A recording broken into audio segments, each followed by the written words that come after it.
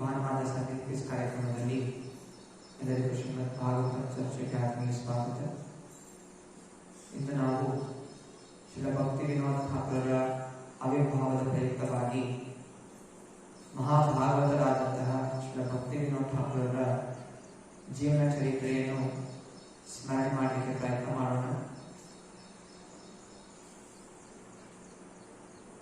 ಒಂದು ಶ್ರೀಮದ್ ಭಾಗವತಂ ಗ್ರಂಥ.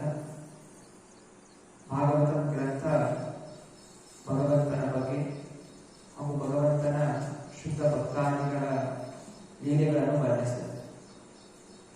ಭಗವಂತನಿಗೂ ಭಗವಂತನ ಭಕ್ತರಿಗೂ ಯಾವುದೇ ರೀತಿಯ ವ್ಯತ್ಯಾಸ ಇಲ್ಲ.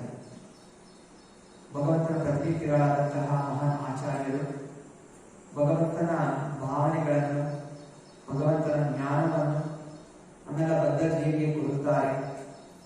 ನಾವೆಲ್ಲರೂ ಅಂತಹ ಮಹಾಭಾಗವತರ ಜೀವನ ಚರಿತ್ರೆಯನ್ನು ಕೇಳೋದ್ರಿಂದ, ಅವರು ಕೊಟ್ಟಂತಹ ಉಪದೇಶಗಳನ್ನು ಜೀವನ ಅಳವಡಿಸಿಕೊಳ್ಳೋದ್ರಿಂದ, ಅವರು ನಡೆದಂತಹ ಪದಚಿಹ್ನೆಯಲ್ಲಿ ನಾವು ಕೂಡ ನಡೆಯುವುದರಿಂದ ನಮ್ಮ ಸಕಲ ಪಾಪಗಳು ನಾಶವಾಗುತ್ತೆ.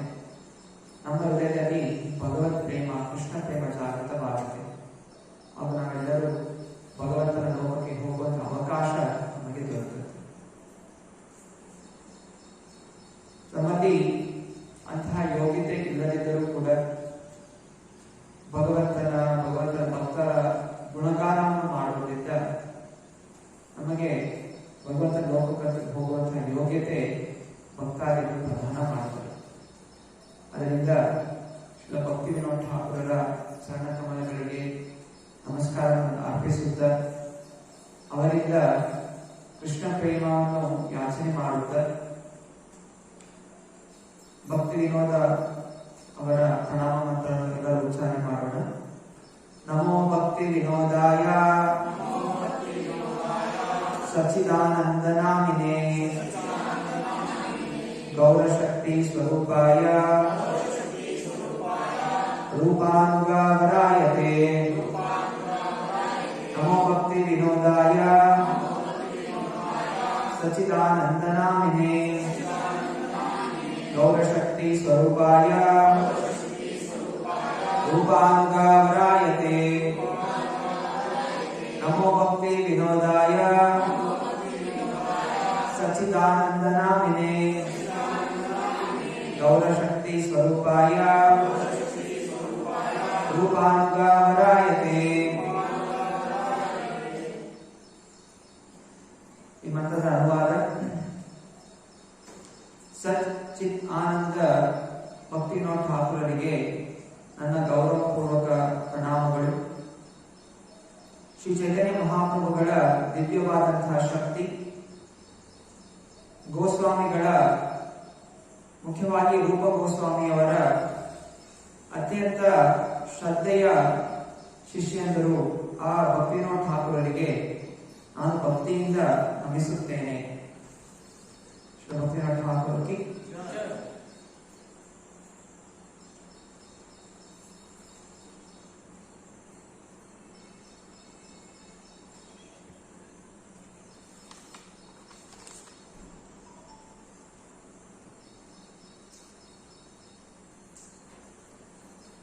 ಶ್ರೀ ಭಕ್ತಿ ವಿನೋದ ಠಾಕೂರರು ನಮ್ಮ ಈ ಗೌಡಿಯ ವೈಷ್ಣವ ಸಂಪ್ರದಾಯದಲ್ಲಿ ಮೊದಲನೆಯ ಪ್ರಚಾರಕರು. ವಿಶ್ವಾದ್ಯಂತ ಆಂಗ್ಲ ಭಾಷೆಯಲ್ಲಿ ಭಗವಂತನ ಜ್ಞಾನವನ್ನು ಪ್ರಚಾರ ಮಾಡಲಿಕ್ಕೆ ಪ್ರಯತ್ನ ಮಾಡಿದಂತಹ ಮಹಾನ್ ಆಚಾರ್ಯ ಶ್ರೀ ಭಕ್ತಿ ವಿನೋದ ಠಾಕೂರರು. ಹಾಗೂ ನಮಗೆಲ್ಲ ಶ್ರೀ ಚೈತನ್ಯ ಮಹಾಪ್ರಭುಗಳ ಜನ್ಮ ಸ್ಥಾನವನ್ನು ದರ್ಶನ ಮಾಡಲಿಕ್ಕೆ ಅವಕಾಶ ಕೊಟ್ಟಂತಹ ಮಹಾನ್ ಆಚಾರ್ಯರು ಶ್ರೀ ಭಕ್ತಿ ವಿನೋದ ಠಾಕೂರರು. ಹಾಗೂ ಅನೇಕ ಕೀರ್ತನೆಗಳು, ಭಜನೆಗಳು, ಅನೇಕ ದಿವ್ಯವಾದಂತಹ ಗ್ರಂಥಗಳು ಗೌಡಿಯ ಸಂಪ್ರದಾಯಕ್ಕೆ ಸಂಬಂಧಪಟ್ಟಂತಹದ್ದು. ಇದೆಲ್ಲ ಕೊಡುಗೆ ಶ್ರೀ ಭಕ್ತಿ ವಿನೋದ ಠಾಕೂರದಾಗಿದೆ. ನಾವೇನದ ಆಚಾರ ಇವತ್ತಿನ ದಿವಸ ಇಸ್ಕಾನ್ ಸಂಸ್ಥೆಯಲ್ಲಿ ಆಜ್ಞೆ ಮಾಡ್ತಾ ಇದ್ವಿ. ಮೂಲವಾಗಿ ರೂಪ ಗೋಸ್ವಾಮಿಯವರು ಬರೆದಂತಹ ಗ್ರಂಥಗಳಿಂದ, ಷಡ್ ಗೋಸ್ವಾಮಿ ಬರೆದಂತಹ ಗ್ರಂಥಗಳಿಂದ, ಅದರಿಂದ ಆಂಗ್ಲ ಭಾಷೆಗಳಿಗೆ ಅನುವಾದ ಅನುವಾದ ಮಾಡಿ ಅನೇಕ ನಾಮಹಟ್ಟಗಳನ್ನು ಶುರು ಮಾಡಿದಂತಹ ಮಹಾನ್ ಆಚಾರ್ಯ ಶ್ರೀ ಭಕ್ತಿ ವಿನೋದ್ ಠಾಕೂರ್. ನಾವು ಭಕ್ತಿ ವೃಕ್ಷ ಕಾರ್ಯಕ್ರಮಗಳೆಲ್ಲ ನಡೆಸ್ತಾ ಇದ್ದೀವಿ. ಇದೆಲ್ಲ ಮೂಲ ಪ್ರೇರಣೆ, ಇದಕ್ಕೆಲ್ಲ ಉಪಾಯಗಳನ್ನು ರಚಿಸಿದಂತಹವರು ಶ್ರೀ ಭಕ್ತಿ ವಿನೋದ್ ಠಾಕೂರ್.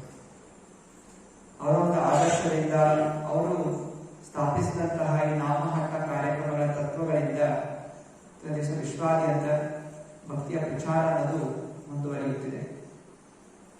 ಅಂತಹ ಮಹಾನ್ ಆಚಾರ್ಯರು 1838 ಸೆಪ್ಟೆಂಬರ್ 2 ಈ ಭಾದ್ರಪದ ಮಾಸದ ಚತುರ್ದಶಿಯಂದು ಭಾನುವಾರದಂದು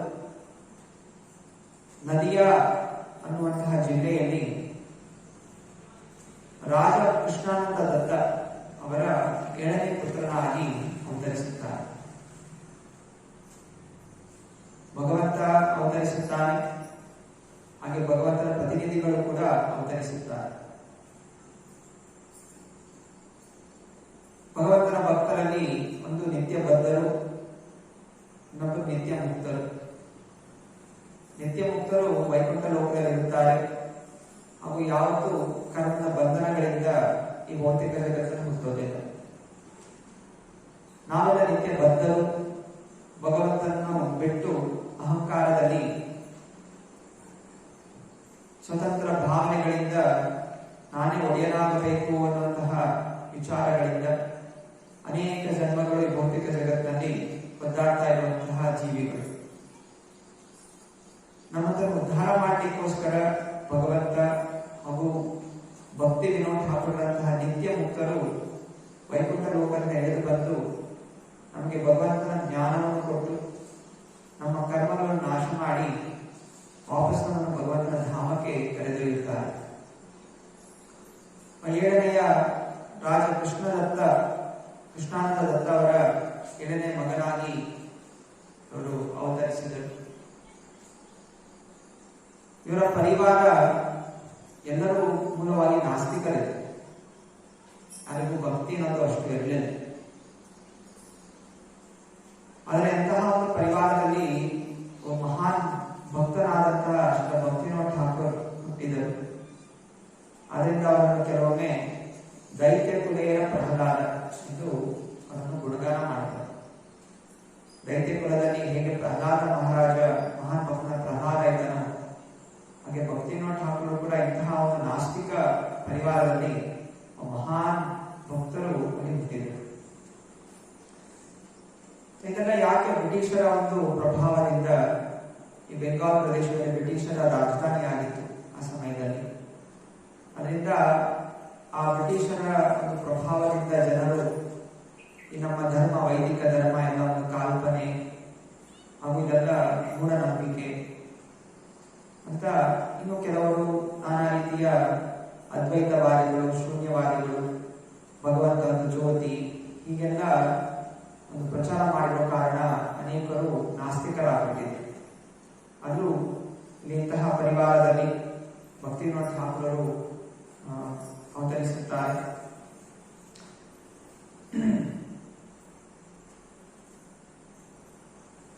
ಬೀರನಗರ ಅನ್ನುವಂತಹ ಊರು ಅವರು ಹುಟ್ಟಿದಂತಹದ್ದು. ಬೀರನಗರದಲ್ಲಿ ಅವರು ತುಂಬಾ ಶ್ರೀಮಂತ ಪರಿವಾರ ಆಯಿತು. ರಾಜರ ಹಾಗೆ ಶ್ರೀಮಂತಿಕೆ ಅವರದಿತ್ತು.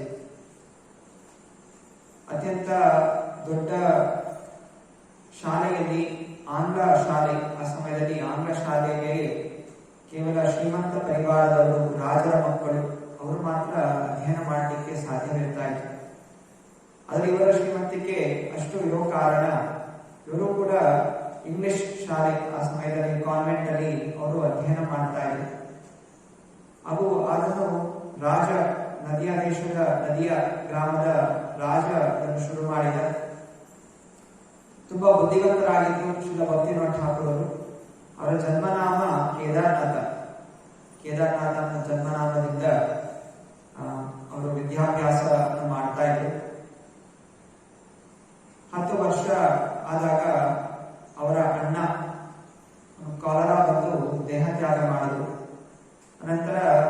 ಶಾಲೆಯನ್ನು ಬಿಟ್ಟು ವಾಪಸ್ ಮನೆಗೆ ಇರ್ತಾರೆ. 11 ವಯಸ್ಸಾದಾಗ ಅವರ ತಂದೆಯು ತೀರ್ಕೊಂಡ್ಬಿಡ್ತಾರೆ. ತಂದೆ ತೀರ್ಕೊಂಡಾಗ ಆ ಎಲ್ಲ ಆಸ್ತಿ ಅವರ ಅಜ್ಜಿಯ ಹೆಸರಿಗೆ ಹೋಗುತ್ತೆ. ಅದೇ ಕಾಲಕ್ರಮೇಣ ಅವರೆಲ್ಲ ಬಂಧು ಬಾಂಧವರು ಆ ಆಸ್ತಿಗಳನ್ನೆಲ್ಲ ಬೇರೆ ಬೇರೆ ಮಾಡಿ ಪಾಲು ಮಾಡಿ ಅತ್ಯಂತ ಶ್ರೀಮಂತಿಕೆಯಲ್ಲಿದ್ದಂತಹ ಪರಿವಾರ ತುಂಬಾ ಬಡತನಕ್ಕೆ ಒಳಗಾಯಿತು. ಎಷ್ಟು ಬಡತನ ಆಯಿತು ಅಂತ ಹೇಳಿದ್ರೆ ತಮ್ಮ ದಿನನಿತ್ಯಕ್ಕೆ ಆಹಾರ ಕಷ್ಟ ಆಗ್ತಾ ಇತ್ತು. ಹೀಗೆ ಸಮಯದ ಪ್ರಭಾವದಿಂದ ಅಂತಹ ರಾಜರಾಗಿರುವಂತಹ ಒಂದು ಪರಿವಾರ 10 ವರ್ಷದಲ್ಲಿ 1 ವರ್ಷದಲ್ಲಿ ಅವರ ತಂದೆ ತೀರ್ಕೊಂಡಾದ್ರಿಂದ ಎಲ್ಲ ಜನ ಅವರ ಬಂಧು ಬಾಂಧವರು ಎಲ್ಲ ಆ ಒಂದು ಐಶ್ವರ್ಯವನ್ನು ಕಳೆದುಕೊಂಡು ತುಂಬಾ ಬಡತನ ತಾಯಿ ಹಾಗೂ ಕೇದಾರನಾಥ ಹಾಗೂ ಮಿಕ್ಕಿದ ಮಕ್ಕಳು ಅನುಭವಿಸಬೇಕಾಗಿತ್ತು. ಆದರೂ ತಮ್ಮ ನಿತ್ಯದ ಕರ್ತವ್ಯಗಳನ್ನು ಮಾಡಬೇಕು ಎಂದು ಕೇದಾರನಾಥರ ತಾಯಿ ಕೇದಾರನಾಥ 12 ವರ್ಷ ಆದಾಗ ಅವನಿಗೆ ವಿವಾಹ ಮಾಡಿಸಿದ್ರು. 12 ವರ್ಷ ಆದಾಗಲೇ ಕೇದಾರನಾಥನಿಗೆ ವಿವಾಹ ಆಯಿತು. 5 ವರ್ಷದ ಹುಡುಗಿಯ ಜೊತೆ ಮಧುಸೂದನ ಮಿತ್ರ ಮಹಾಶಯ ಅನ್ನುವರ ಮಗಳು. ಹಿಂದಿನ ಸಮಯದಲ್ಲಿ ಮಕ್ಕಳನ್ನು ಸಣ್ಣ ವಯಸ್ಸಿನಲ್ಲಿ ಮದುವೆ ಮಾಡಿಸ್ತಾ ಇದ್ರು. ಯಾವುದೇ ರೀತಿಯ ದೈಹಿಕ ಸಂಪರ್ಕ ಇರ್ತಾ ಇರಲಿಲ್ಲ. ಯಾವಾಗ ಹುಡುಗಿ ದೊಡ್ಡವಳಾಗ್ತಾ ಇದ್ರು ಆವಾಗ ಮಾತ್ರ ಗಂಡನ ಮನೆಗೆ ಕಳಿಸ್ಕೊಡ್ತಾ ಇದ್ರು. ಅದಕ್ಕಿಂತ ಮುಂಚೆನೆ ಅವರಿಗೆ ಇದು ನಿನ್ನ ಗಂಡ, ಇದು ನಿನ್ನ ಹೆಂಡತಿ ಅನ್ನೋ ಭಾವನೆ. ಆದ್ದರಿಂದ ಆ ಮನಸ್ಸಲ್ಲಿ, ಹುಡುಗಿಯ ಮನಸ್ಸಲ್ಲಿ ಯಾವಾಗಲೂ ತನ್ನ ಪತಿಯ ಚಿಂತನೆ ಇರುತ್ತೆ. ಹಾಗೂ ಪತಿಗೂ ಕೂಡ ಕೇವಲ ತನ್ನ ಹೆಂಡತಿಯ ಚಿಂತನೆ ಇರುತ್ತೆ. ಪರಸ್ತ್ರೀ ಪರಪುರುಷರ ಚಿಂತನೆ ಅನ್ನೋದು ಬರೋದಿಲ್ಲ. ಹೀಗೆ ವೈದಿಕ ಒಂದು ಪದ್ಧತಿ. ಮಕ್ಕಳು ಬೆಳೀತಾ ಇದ್ದ ಹಾಗೆ ಮಕ್ಕಳಿಗೆ ಅನೇಕ ವಿಷಯಗಳು ತಿಳಿದು ಬರುತ್ತೆ. ಸಹಜವಾದದ್ದು ಪುರುಷ ಹಾಗೂ ಸ್ತ್ರೀ ದೇಹದಲ್ಲಿ ಒಬ್ಬರೊಬ್ಬರಿಗೆ ಆಕರ್ಷಣೆ ಆಗುವಂತಹದ್ದು ಸಣ್ಣ ವಯಸ್ಸಿನಲ್ಲೇ ಶುರು ಆಗುತ್ತೆ. ಅದರಿಂದ ಆ ಸಮಯದಲ್ಲೇ ಅವರಿಗೆ ಇವರು ನಿಮ್ಮ ಪತಿ, ಇದು ನಿಮ್ಮ ಹೆಂಡತಿ ಅಂತ ಹೇಳಿದಾಗ ಅವರ ಮನಸ್ಸು ಪರಸ್ತ್ರೀ ಪರಪುರುಷ ಚಿಂತನೆಗೆ ಹೋಗೋದಿಲ್ಲ. ಹಾಗೂ ಯಾವುದೇ ರೀತಿಯ ಅನೈತಿಕ ಸಂಬಂಧಗಳು ಉತ್ಪನ್ನ ಆಗೋದಿಲ್ಲ. ಹಾಗೆಯೇ ಇವರ ವಿವಾಹ ಅನ್ನೋದು ಆಯಿತು. ಅನಂತರ ಕಾಶಿ ಪ್ರಸಾದ್ ಘೋಷ್ ಮಹಾಶಯ ಠಾಕೂರ್ ಅವರು ಕೇದಾರನಾಥ್ ದತ್ತ ಅವರ ಅಂಕಲ್. ಅವರು ಕೇದಾರನಾಥ್ ದತ್ತರವರನ್ನು ಕಲ್ಕಟ್ಟಾಗೆ ಕರ್ಕೊಂಡು ಹೋಗ್ತಾರೆ. ವಿದ್ಯಾಭ್ಯಾಸ ನಿಲ್ಲಿಸಿದ್ಯಾ, ಹೀಗೆ ಬೇಡ, ವಿದ್ಯಾಭ್ಯಾಸ ಮಾಡಬೇಕು ಅಂತ ಹೇಳಿ ಸ್ವತಃ ಅವರು ಕೂಡ ಬ್ರಿಟಿಷ್ ಶಾಲೆಯಲ್ಲಿ ವಿದ್ಯಾಭ್ಯಾಸ ಮಾಡಿದ್ರು. ಅದರಿಂದ ಜೊತೆಲಿ ಕೇದಾರನಾಥ ದತ್ತ ಅವರನ್ನು ಜೊತೆಲಿ ಕರ್ಕೊಂಡು ಹೋದ್ರು ಕಲ್ಕಟ್ಟಾಗೆ. ಅನಂತರ ಅಲ್ಲಿ ಕೇದಾರನಾಥ ದತ್ತ ತುಂಬಾ ಬುದ್ಧಿವಂತರಾಗಿ ಅವರು ಆಂಗ್ಲ ಭಾಷೆಯಲ್ಲಿ ಮಹಾನ್ ಪರಿಣಿತರಾದರು. ಸಮಯ ಸಿಕ್ಕಾಗಲ್ಲ ಲೈಬ್ರರಿಗೆ ಹೋಗಿ ವಿದ್ಯಾಭ್ಯಾಸ ಮಾಡುವುದು. ಹಾಗೂ ಅಲ್ಲಿ ಒಬ್ಬರು ಕಾಶಿ ಪ್ರಸಾದ್ ಅನ್ನುವಂತಹ ಮಹಾನ್ ಪಂಡಿತರಿದ್ರು. ಅವರಿಗೆ ಸಹಾಯ ಮಾಡುತ್ತಾ ನ್ಯೂಸ್ ಪೇಪರ್ಗಳಲ್ಲಿ ಆರ್ಟಿಕಲ್ಸ್ ಅನ್ನು ಬರೆಯುತ್ತಾ ಅವರಿಗೆ ಸಹಾಯ ಮಾಡುತ್ತಾ ಅವರು ಆಂಗ್ಲ ಭಾಷೆಯಲ್ಲಿ ತುಂಬಾ ಮಹಾನ್ ಪಂಡಿತರಾದರು. ಪ್ರವಚನಗಳು ಕೊಡುವಂತಹದ್ದು, ಬರೆಯುವಂತಹದ್ದು. ಅನಂತರ ಕೆಲವು ಸಮಯದ ನಂತರ ಮತ್ತಿನ ಠಾಕೂರರಿಗೆ ಕಲ್ಕಟ್ಟದ ನೀರು, ಅಲ್ಲಿ ಉಪ್ಪು ನೀರು ಅವರಿಗೆ ಸರಿಯಾಗಿಲ್ಲ, ಹೊಂದ್ಕೊಳ್ಳಕ್ಕಾಗಲಿಲ್ಲ, ಅನಾರೋಗ್ಯವಾಯಿತು. ಅದರಿಂದ ಮತ್ತೆ ಪುನಃ ಅವರು ವಾಪಸ್ ತಮ್ಮ ಊರು ಬೀರನಗರಕ್ಕೆ ಹಿಂತಿರುಗಿದ್ರು. ಆಗ ಅಲ್ಲಿ ಒಬ್ಬ ಮುಸ್ಲಿಂ ವೈದ್ಯ ಅವರಿಗೆ ಔಷಧಿಯನ್ನು ಕೊಡ್ತಾರೆ. ಅನಂತರ ಅವ್ರಿಗೆ ಹೇಳ್ತಾರೆ, ಇನ್ನು ಮುಂದೆ ಹೋಗ್ತಾ ಭಗವಂತ ಕೃಷ್ಣನ ಮಹಾನ್ ಭಕ್ತನಾಗ್ತೀಯ. ಹಾಗೂ ಈ ಊರು ಬೀರನಗರ ಏನಾಗುತ್ತೆ, ಇದೊಂದು ಮರುಭೂಮಿಯಾಗಿ ಎಲ್ಲಾ ರೀತಿಯ ರೋಗಗಳಿಂದ ಇದು ಕೂಡುತ್ತೆ ಅಂತ ಒಂದು ಭವಿಷ್ಯವಾಣಿಯನ್ನು ನುಡಿತಾರೆ. ಅನಂತರ 18 ವರ್ಷ ಆದಾಗ ಭಕ್ತಿನಾಥ್ ಠಾಕೂರ್ ಅವರು ಕಾಲೇಜ್, ಕಲ್ಕಟ್ಟಾದಲ್ಲಿ ಒಂದು ಶ್ರೇಷ್ಠವಾದಂತಹ ಕಾಲೇಜನ್ನು ಸೇರ್ಕೋತಾರೆ. ಹಾಗೂ ಇಂಗ್ಲಿಷ್ ಭಾಷೆಯಲ್ಲಿ ಇನ್ನೂ ಅಧಿಕವಾಗಿ ಜ್ಞಾನವನ್ನು ಸಂಪಾದನೆ ಮಾಡ್ತಾರೆ. ಇಂಗ್ಲಿಷ್, ಬೆಂಗಾಲಿ ಎರಡೂ ಭಾಷೆಗಳಲ್ಲಿ ಅವರು ಪ್ರವಚನಗಳನ್ನು ಕೊಡುತ್ತಾರೆ. ಆ ಸಮಯದಲ್ಲಿ ಬ್ರಿಟಿಷರ ಒಂದು ಆಡಳಿತ ಇರೋ ಕಾರಣ ಎಲ್ಲಾ ಕಡೆ ಕ್ರಿಶ್ಚಿಯನ್ ಉಪದೇಶಗಳು ನಡೀತಾ ಇತ್ತು.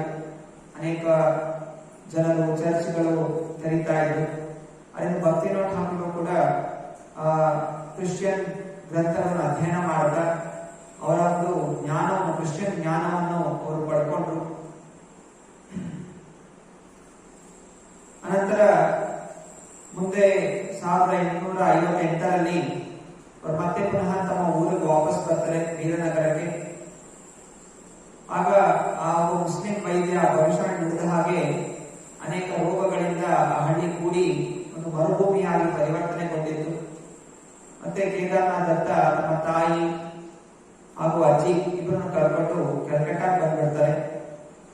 ಅನಂತರ ಅವರು ತಮ್ಮ ತಂದೆಯ ತಂದೆ ತಾತ ರಾಜವಲ್ಲಭ ದತ್ತ ಅವರು ಒರಿಸ್ಸಾದಲ್ಲಿ ಇರ್ತಾ ಇದ್ರು. ಒರಿಸ್ಸಾಗೆ ಹೋಗಿ ಅಲ್ಲಿ ಭೇಟಿ ಆಗ್ತಾರೆ. ಆಗ ಈ ರಾಜವಲ್ಲಭ ದತ್ತ ಅವರ ತಾತ ಅವರು ಕೂಡ ಸನ್ಯಾಸವನ್ನು ಸ್ವೀಕಾರ ಮಾಡಿದ್ರು. ಸನ್ಯಾಸ ಮಹಾನ್ ಭಕ್ತರಾಗಿದ್ರು. ಆಗ ಅವರು ಕೇದಾರನಾಥ ಹೇಳ್ತಾರೆ, ನೀನು ಮುಂದೆ ಮಹಾನ್ ಭಕ್ತನಾಗ್ತೀಯ, ಅದರಿಂದ ಏನೆಲ್ಲ ಭೌತಿಕ ಚಟುವಟಿಕೆಗಳಿದೆ ಇದೆಲ್ಲ ಬೇಗ ಮುಗಿಸ್ಕೋ, ಹಾಗೂ ನಿನ್ ಭಕ್ತಿಯಲ್ಲಿ ಮುಂದುವರಿತೀಯಾ ಎಂದು ಹೇಳಿ ಅವರು ಭಕ್ತಿವಿನೋದ ಠಾಕೂರರಿಗೆ ಆಶೀರ್ವಾದ ಮಾಡ್ತಾರೆ. ಹಾಗೂ ಭಕ್ತಿವಿನೋದ ಠಾಕೂರ ಮುಂದೆನೆ ಅವರು ದೇಹತ್ಯಾಗ ಮಾಡ್ತಾರೆ. ದೇಹತ್ಯಾಗ ಮಾಡಿದಾಗ ಅವರ ತಲೆಯ ಮೇಲಿದ್ದ ಆತ್ಮ ಹೊರಗೆ ಬರುತ್ತೆ, ಅವರ ತಲೆ ಸೇರುತ್ತಂತೆ. ಅಂದ್ರೆ ಅವರು ಅವರ ತಪಸ್ಸಿನ ಬಲದಿಂದ ಅವರು ಮೋಕ್ಷವನ್ನು ಪಡೆದಿದ್ದಾರೆ ಎಂದು ನಾವು ತಿಳಿಯಬಹುದು. ಆತ್ಮ ದೇಹದಿಂದ ಹೋಗ್ಬೇಕಾದ್ರೆ 4 ದ್ವಾರಗಳಿಂದ ಹೊರ ಹೋಗುತ್ತೆ. ಕಣ್ಣು, ಕಿವಿ, ಮೂಗು, ಬಾಯಿ. ಮೇಲಿನ ದ್ವಾರಗಳಿಂದ ಹೋದ್ರೆ ಅದು ಊರ್ಧ್ವ ಲೋಕಗಳಿಗೆ ಹೋಗಿದೆ. ಕೆಳಗಿನ ದ್ವಾರಗಳು ಗುಪ್ತ ಅಂಗಗಳಿಂದ ಹೋದ್ರೆ ಅದು ಕೆಳಮಟ್ಟದ ಯೋನಿಗಳಿಗೆ ಹೋಗಿದೆ ಎಂದು ಅರ್ಥ. ಅದೇ ತಲೆಯ ಮೇಲಿನ ರಸದಿಂದ ಹೋದ್ರೆ ಮೋಕ್ಷವನ್ನು ಪಡೆದ ಅನ್ನೋದನ್ನು ಶಾಸ್ತ್ರ ವಿವರಿಸುತ್ತೆ. ಹಾಗೆಯೇ ಭಕ್ತಿವಿನೋದ ಠಾಕೂರ್ ನೋಡಿದ್ರು ನಮ್ಮ ತಾತ ಅವರ ತಲೆಯ ಮೇಲಿಂದ ಅದು ಸೀಳಿ ಹೋಗಿದ್ದನ್ನು ಕಂಡರು. ಆಗ ಅವರಿಗೆ 21 ವರ್ಷ ಕೇದಾರನಾಥ್ ದತ್ತ. ಅನಂತರ ಅವರು ಕೂಡ ಅನೇಕ ಮಂದಿರಗಳಿಗೆ, ಒರಿಸ್ಸಾದಲ್ಲಿರುವಂತಹ ಎಲ್ಲ ಮಂದಿರಗಳು, ಮಠಗಳು ಎಲ್ಲ ಸಂಚಾರ ಮಾಡಿದ್ರು. ಹಾಗೂ ಈ ಭಾರತೀಯ ವೈದಿಕ ಜ್ಞಾನ ಏನು, ಇಲ್ಲಿ ತನಕ ಅವರಿಗೆ ಕೇವಲ ಕ್ರಿಶ್ಚಿಯನ್ ಜ್ಞಾನವನ್ನು ತಿಳ್ಕೊಂಡಿದ್ರು. ಈಗ ಅವರಿಗೆ ಆಸಕ್ತಿ ಬಂತು, ತಮ್ಮ ತಾತನಿಂದ ಉಪದೇಶ ಪಡೆದು ಹಾಗೂ ಅವರು ದೇಹತ್ಯಾಗ ಮಾಡಬೇಕು ಕಂಡು ಇಲ್ಲಿ ಭಾರತೀಯ ಈಗ ಜ್ಞಾನ ಏನು ತಿಳಿಯಬೇಕು ಅಂತ ಆಸಕ್ತಿ ಅವರು ನೋಡಿತು. ಹಾಗೂ ಅವರೆಲ್ಲ ಮಠಗಳಿಗೆ ಸಂಚಾರ ಮಾಡುತ್ತಾ ಹಾಗೆಯೇ ತಮ್ಮ ಜೀವನಕ್ಕೋಸ್ಕರ ಏನಾದರೂ ಒಂದು ವ್ಯಾಪಾರ ಮಾಡಬೇಕು ಅಥವಾ ಏನೋ ಒಂದು ಕೆಲಸ ಮಾಡಬೇಕು ಅಂತ ಹುಡುಕ್ತಾ ಇದ್ರು. ಅನಂತರ ಕೇಂದ್ರಾಪುರ ಅನ್ನುವಂತಹ ಊರಿನಲ್ಲಿ, ಹಳ್ಳಿಯಲ್ಲಿ, ಒರಿಸ್ಸಾ ರಾಜ್ಯದ ಒಂದು ಹಳ್ಳಿ ಕೇಂದ್ರಾಪುರ, ಅಲ್ಲಿ ಅವರು ಇಂಗ್ಲಿಷ್ ಟೀಚರ್ ಆಗಿ ಜೋಡಣೆ ಆಗ್ತಾರೆ. ಅನಂತರ ಪುರಿಯಲ್ಲಿ ಟೀಚರ್ಸ್ ಎಕ್ಸಾಮಿನೇಷನ್ ಬರೆದು ಕಟಕ್ ಸ್ಕೂಲಲ್ಲಿ ಅವರು ಟೀಚರ್ ಪೋಸ್ಟ್ ಅವರಿಗೆ ಸಿಗುತ್ತೆ. ಹೆಡ್ ಮಾಸ್ಟರ್ ಆಗ್ತಾರೆ ಭದ್ರಕಾದಲ್ಲಿ. ಹೀಗೆ ತುಂಬಾ ಕಡಿಮೆ ಅವಧಿಯಲ್ಲಿ ಅವರು ಹೆಡ್ ಮಾಸ್ಟರ್ ಆಗ್ತಾರೆ. 22 ವಯಸ್ಸಿಗೆ ಅವರು ಹೆಡ್ ಮಾಸ್ಟರ್ ಆಗಿರ್ತಾರೆ. ಹಾಗೂ ಅವರ ಹೆಂಡತಿಯಿಂದ ಮೊದಲ ಮಗ ಅನ್ನದ ಪ್ರಸಾದ್ ಅಚ್ಯುತಾನಂದ ಅವರು ಜನನವನ್ನು ತಾಳ್ತಾರೆ 1860ರಲ್ಲಿ. ಅವ್ರಿಗೆ ವಿವಾಹ ಆಗಿದ್ದು 15 ವರ್ಷ, ಈಗ ಅವ್ರಿಗೆ 22 ವರ್ಷ. ಈಗ ಅವ್ರಿಗೆ ಮಧ್ಯೆ ಮಗ ಹುಡ್ತಾ ಇದೆ. ಅನಂತರ ಅವರು ಆಂಗ್ಲ ಭಾಷೆಯಲ್ಲಿ ಎಲ್ಲ ಒರಿಸ್ಸಾ ದೇಶದಲ್ಲಿರುವಂತಹ ರಾಜ್ಯದಲ್ಲಿರುವಂತಹ ನಾನಾ ಮಂದಿರಗಳು, ಅದರಲ್ಲಿರುವಂತಹ ಪ್ರಾಮುಖ್ಯತೆ ಇದನ್ನೆಲ್ಲ ಕುರಿತು ಒಂದು ಗ್ರಂಥವನ್ನು ಪಬ್ಲಿಷ್ ಮಾಡ್ತಾರೆ. ಆಗ ಅನೇಕ ಬ್ರಿಟಿಷರು ಕೂಡ ವಿಲಿಯಂ ಹಂಟರ್ ಅವರು ಗುಣಗಾನ ಮಾಡ್ತಾರೆ, ಕೇದಾರನಾಥ್ ದತ್ತ ಎಷ್ಟು ಚೆನ್ನಾಗಿ ಇನ್ನು ವಿವರಿಸಿದ್ಯಾ ಒರಿಸ್ಸಾದ ಮಂದಿರಗಳನ್ನು. ಹೀಗೆ ಬ್ರಿಟಿಷರು ಕೂಡ ಕೇದಾರನಾಥ ದತ್ತ ಬರೆದಿರುವಂತಹ ಒಂದು ಗ್ರಂಥಗಳನ್ನು ಅಧ್ಯಯನ ಮಾಡಿ ಅವರು ಸಂತೋಷ ಹಾಗೂ ಗುಣಗಾನವನ್ನು ವ್ಯಕ್ತಪಡಿಸ್ತಾ ಇದ್ದಾರೆ. ಹೀಗೆ ಮೆದಿನಿಪುರ ಅನ್ನುವ ಹೈಸ್ಕೂಲ್ ಅಲ್ಲಿ ಹೆಡ್ ಮಾಸ್ಟರ್ ಆಗಿರ್ಬೇಕಾದ್ರೆ ಅವರು ಇನ್ನೂ ಅಧಿಕವಾಗಿ ಎಲ್ಲ ತತ್ವಗಳನ್ನು ಅಧ್ಯಯನ ಮಾಡಲಿಕ್ಕೆ ಶುರು ಮಾಡೋದು. ಭಾರತದಲ್ಲಿರುವಂತಹ ನಾನಾ ತತ್ವಗಳು ಇದೆಲ್ಲ ಅಧ್ಯಯನ ಮಾಡ್ತಾ ಇದೆಲ್ಲ ಎಲ್ಲಿಂದ ಶುರುವಾಯಿತು, ಯಾಕೆ ಶುರುವಾಯಿತು, ಹೀಗೆಲ್ಲ ತುಂಬಾ ಆಳವಾಗಿ ಅಧ್ಯಯನ ಮಾಡ್ತಾ ಇದ್ರು. ಹಾಗೂ ಅವರು ತಿಳಿದ್ರು ಇವತ್ತಿನ ದಿವಸ ಏನೆಲ್ಲ ಆಚರಣೆ ಮಾಡ್ತಾ ಇದ್ದಾರೆ ಇದೆಲ್ಲ ಮೋಸ ಅನ್ನೋದು ಮಾಡ್ತಾ ಇದ್ದಾರೆ. ಆಧ್ಯಾತ್ಮಿಕ ವಿಚಾರ ಅಂತ ತಿಳಿದು ಇದೆಲ್ಲ ಮೋಸದ ಒಂದು ಪ್ರವೃತ್ತಿ ಎಲ್ಲಾ ಕಡೆ ನಡೀತಾ ಇದೆ. ಹಾಗೂ ಅವರಿಗೆ ಚೈತನ್ಯ ಮಹಾಪ್ರಭುಗಳ ಒಂದು ಗ್ರಂಥವು ಸಿಕ್ತು. ಆದ್ರೆ ಅದು ನಿಜವಾದಂತಹ ಗ್ರಂಥ ಅವರಿಗೆ ಸಿಗ್ತಾ ಇಲ್ಲ. ಅಲ್ಪ ಸ್ವಲ್ಪ ಯಾರ್ಯಾರು ಬರೆದಿರುವಂತಹದ್ದು ಮಿಶ್ರಣ ಆಗಿರುವಂತಹ ಗ್ರಂಥಗಳು ಅವರ ಅಧ್ಯಯನ ಮಾಡಿದ್ರು. ಅದೇ ಮೂಲವಾಗಿ ಚೈತನ್ಯ ಚರಿತಾಮೃತ ಆ ಗ್ರಂಥ ಅವ್ರಿಗೇನು ಸಿಗ್ತಾ ಇಲ್ಲ. ಅವರು ಹುಡುಕ್ತಾ ಇದ್ರು. ಕೃಷ್ಣದಾಸ್ ಕವಿರಾಜ್ ಗೋಸ್ವಾಮಿ ಬರೆದಂತಹ ಗ್ರಂಥ ಮೂಲ ಗ್ರಂಥ ಎಲ್ಲಿ ಸಿಗುತ್ತೆ ಅಂತ ಪ್ರಯತ್ನ ಮಾಡ್ತಾ ಇದ್ರು. ಅನಂತರ 23ನೇ ವಯಸ್ಸು ಅವ್ರಿಗಾದಾಗ ಅವರ ಹೆಂಡತಿ ತೀರ್ಕೊಂಡ್ಬಿಡ್ತಾರೆ. ಏನೋ ಒಂದು ಕಾಯಿಲೆ ಬಂದು ಅವರ ಹೆಂಡತಿ ತೀರ್ಕೊಂಡ್ಬಿಡ್ತಾರೆ. ಅನಂತರ ಕಾಲಕ್ರಮೇಣ ಸ್ವಲ್ಪ ತಿಂಗಳ ನಂತರ ಅವ್ರ 2ನೇ ವಿವಾಹ ಆಗ್ತಾರೆ. ಯಾಕಂದ್ರೆ ಒಂದು ಸಣ್ಣ ಮಗು ಇತ್ತು, ಅಚ್ಯುತಾನಂದ, ಅದಕ್ಕೆ ನೋಡ್ಕೋಬೇಕು ಅಂತ ಹೇಳಿ ಭಗವತಿ ಡೇ ಅನ್ನೋರನ್ನು ವಿವಾಹಿತರಾಗ್ತಾರೆ 23 ವಯಸ್ಸಿನಲ್ಲಿ. ಅನಂತರ 1861ರಲ್ಲಿ ಅವರು ಡೆಪ್ಯೂಟಿ ಮ್ಯಾಜಿಸ್ಟ್ರೇಟ್ ಆಗ್ತಾರೆ. ಡೆಪ್ಯೂಟಿ ಮ್ಯಾಜಿಸ್ಟ್ರೇಟ್ ತುಂಬಾ ಸರ್ಕಾರದಲ್ಲಿ ತುಂಬಾ ಉನ್ನತವಾದಂತಹ ಸ್ಥಾನ. ಇವತ್ತಿನ ದಿವಸ KAS ಎಕ್ಸಾಮ್ಸ್ ಬರೆದ್ರೆ ಮಾತ್ರ ಅವರಿಗೆ ಅಂತಹ ಒಂದು ಪೋಸ್ಟ್ ಸಿಗುತ್ತೆ. ಭಕ್ತಿನಾಥ್ ಠಾಕೂರ್ ಅವರಿಗೆ ಅಂತಹ ಒಂದು ಪೋಸ್ಟ್ ಅವರಿಗೆ ದೊರೆತು ಅವರ ಒಂದು ಶ್ರದ್ಧಾ, ಭಕ್ತಿ ಹಾಗೂ ಚಾಣಾಕ್ಷತೆಯಿಂದ. ನಂತರ ಅವರು ಭ್ರಾತೃ ಸಮಾಜ ಅನ್ನುವಂತಹ ಒಂದು ಸಂಸ್ಥೆಯನ್ನು ತೆರೀತಾರೆ. ಅಂದ್ರೆ ಎಲ್ಲ ಬಂಧು ಬಾಂಧವರು, ಆಧ್ಯಾತ್ಮಿಕವಾಗಿ ಬಂಧು ಬಾಂಧವರು ಆಗಬೇಕು. ಅನಂತರ ಅವರು ಬಂಟ್ವಾಳದಲ್ಲಿರಬೇಕಾದ್ರೆ 2 ಬೆಂಗಾಲಿ ಕವನಗಳನ್ನು ಬರೀತಾರೆ.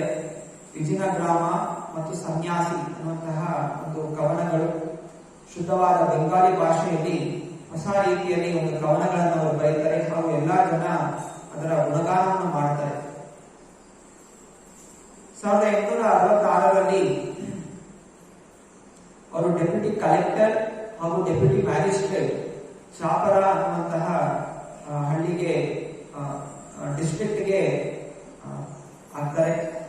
ಅನಂತರ ಪರ್ಷಿಯನ್ ಭಾಷೆ, ಉರ್ದು ಭಾಷೆ ಇದರಲ್ಲೂ ಕೂಡ ಪರಿಣಿತರಾಗ್ತಾರೆ. ಅನಂತರ 1866ರಲ್ಲಿ ಉರ್ದು ಭಾಷೆಯಲ್ಲಿ ಬಲಿದೆ ರಿಜಿಸ್ಟ್ರಿ ಮ್ಯಾನ್ಯುಯಲ್ ಅನ್ನುವಂತಹ ಗ್ರಂಥವನ್ನು ಅನುವಾದ ಮಾಡ್ತಾ ಇದ್ದಾರೆ. ಉರ್ದು ಭಾಷೆಯಲ್ಲಿ ಕೂಡ ಪರಿಣಿತರಾಗಿದ್ರು. ಅದರಿಂದ ಅನೇಕರಿಗೆ ಸರ್ಕಾರಿ ಆಫೀಸ್ಗಳಿಗೆ ಇದನ್ನು ತುಂಬಾ ಸಹಾಯ ಆಯಿತು. ಹೀಗೆ ಅವರ ಒಂದು ಚಾಣಾಕ್ಷತೆಯಿಂದ ಅನೇಕ ಭಾಷೆಗಳಲ್ಲಿ ಪರಿಣಿತಿ ಇರೋ ಕಾರಣ ಇಂಗ್ಲಿಷ್, ಬೆಂಗಾಲಿ, ಉರ್ದು, ಪರ್ಷಿಯನ್ ಹೀಗೆ ಅವರು ಸರ್ಕಾರಿ ಶಾಖೆಗಳಲ್ಲಿ ಅವರು ಮೇಲೆ ಮೇಲೆ ಅಧಿಕಾರವನ್ನು ಸ್ವೀಕಾರ ಮಾಡ್ತಾ ಹೋಗ್ತಾ ಇದ್ದಾರೆ. ಅನಂತರ ಅವರು ಡೆಪ್ಯೂಟಿ ಮ್ಯಾಜಿಸ್ಟ್ರೇಟ್ ಆದರು. ಡೆಪ್ಯೂಟಿ ಮ್ಯಾಜಿಸ್ಟ್ರೇಟ್ ಕಲ್ಕತ್ತಾದಲ್ಲಿ ಡೆಪ್ಯೂಟಿ ಮ್ಯಾಜಿಸ್ಟ್ರೇಟ್, ದೀನಾಜ್ಪುರ ಅನ್ನೋ ಊರಿನಲ್ಲಿ ಡೆಪ್ಯೂಟಿ ಮ್ಯಾಜಿಸ್ಟ್ರೇಟ್ ಆದರು.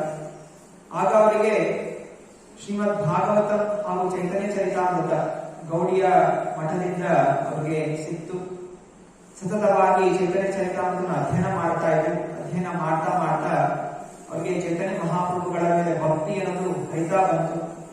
ಅವರಿಗೆ ಅರ್ಥ ಆಗಲಿಕ್ಕೆ ಶುರು ಆಯಿತು, ಒಬ್ಬ ಭಗವಂತ ಇದ್ದಾನೆ, ಶ್ರೀಕೃಷ್ಣ, ಮತ್ತೆ ಅವನ ಭಕ್ತಿ ಮಾಡುವುದೇ ಮನುಷ್ಯನ ಧರ್ಮ.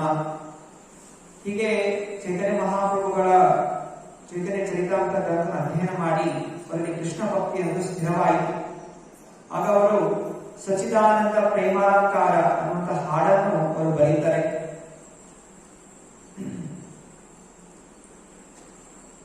1869 ಅವರಿಗೆ 31 ವಯಸ್ಸಾಗಿರ್ಬೇಕಾದ್ರೆ ಎಲ್ಲ ಬ್ರಿಟಿಷರ ಮುಂದೆ, ಎಲ್ಲ ಬ್ರಿಟಿಷ್ ಅಧಿಕಾರಿಗಳ ಮುಂದೆ ಶ್ರೀಮದ್ ಭಾಗವತಂದು ಪ್ರವಚನವನ್ನು ಕೊಡ್ತಾರೆ. ಎಷ್ಟು ಅವರಲ್ಲಿ ಶಕ್ತಿ ಇತ್ತು. ಅವರ ಮಾತನ್ನು ಕೇಳಲಿಕ್ಕೆ ಬ್ರಿಟಿಷ್ ಅಧಿಕಾರಿಗಳು ಕೂಡ ಕೂತ್ಕೊಂಡು ಕೇಳಿಸ್ಕೊತಾ ಇದ್ರು. ಅಂದ್ರೆ ಅಷ್ಟು ಗೌರವ ಇತ್ತು. ಸಾಮಾನ್ಯವಾಗಿ ನಾವು ನೋಡಿದಾಗ ಮಹಾತ್ಮ ಗಾಂಧಿ ಅವರ ಸಮಯದಲ್ಲಿ ಎಲ್ಲರೂ ಬ್ರಿಟಿಷರು ಯಾವುದೇ ಭಾರತೀಯರನ್ನು ಹತ್ರ ಸೇರಿಸ್ಕೊತಾ ಇರಲಿಲ್ಲ. ಅವರೆಲ್ಲ ನೀಚರು, ನಾಯಿಗಳ ಹಾಗೆ ಅವರನ್ನ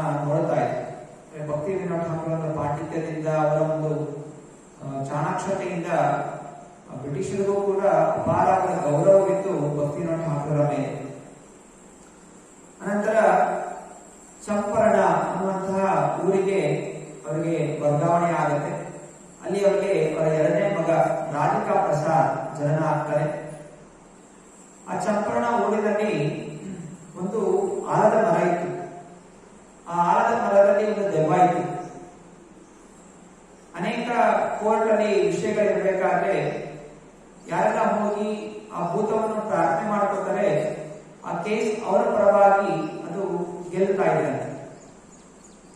ಹೀಗೆ ಅನೇಕ ಜನರಲ್ಲಿ ಮಾಟ ಮಂತ್ರವನ್ನು ಮಾಡುತ್ತಾ ಆ ಭೂತವನ್ನು ಪೂಜೆ ಮಾಡ್ತಾ ಇದೆ. ಕೇದಾರನಾಥಗೆ ಗೊತ್ತಾದಾಗ ಅಲ್ಲಿ ಒಬ್ಬರು ಮಹಾನ್ ಪಂಡಿತರಿದ್ರು, ಶ್ರೀಮದ್ ಭಾಗವತವನ್ನು ಅಧ್ಯಯನ ಮಾಡುವಂತವರು ಪಂಡಿತ್ ರಮಾಭಾಯಿ ಅವರ ತಂದೆ.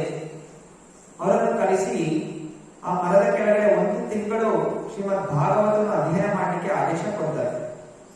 ಹಾಗೆಯೇ ಆ ಪಂಡಿತರು, ಮಹಾನ್ ಪಂಡಿತರು, ಭಕ್ತರು ಆ ಅಶ್ವತ್ಥ ವೃಕ್ಷದ ಕೆಳಗಡೆ, ಭೂತ ಇರುವಂತಹ ಅಶ್ವತ್ಥ ವೃಕ್ಷದ ಕೆಳಗಡೆ ಆಲದ ವೃಕ್ಷ, ಬ್ಯಾನಿಯನ್ ಟ್ರೀ, ಆಲದ ವೃಕ್ಷದ ಕೆಳಗಡೆ ಅಧ್ಯಯನ ಮಾಡಿದಾಗ ಆ ಮರವೇ ಬಿದ್ದು ಉರುಳೋಗುತ್ತದೆ.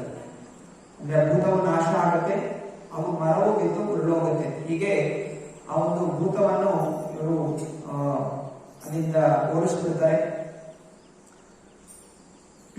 ಅನಂತರ ಅವರ ಒಂದು ಕೌಶಲ್ಯತೆಯಿಂದ ಕಂಡು ಬ್ರಿಟಿಷರು ಅವರನ್ನು ಬೆಂಗಾಲಿಂದ ಪುರಿಗೆ ವರ್ಗಾಯಿಸ್ತಾರೆ. ಪುರಿಯಲ್ಲಿ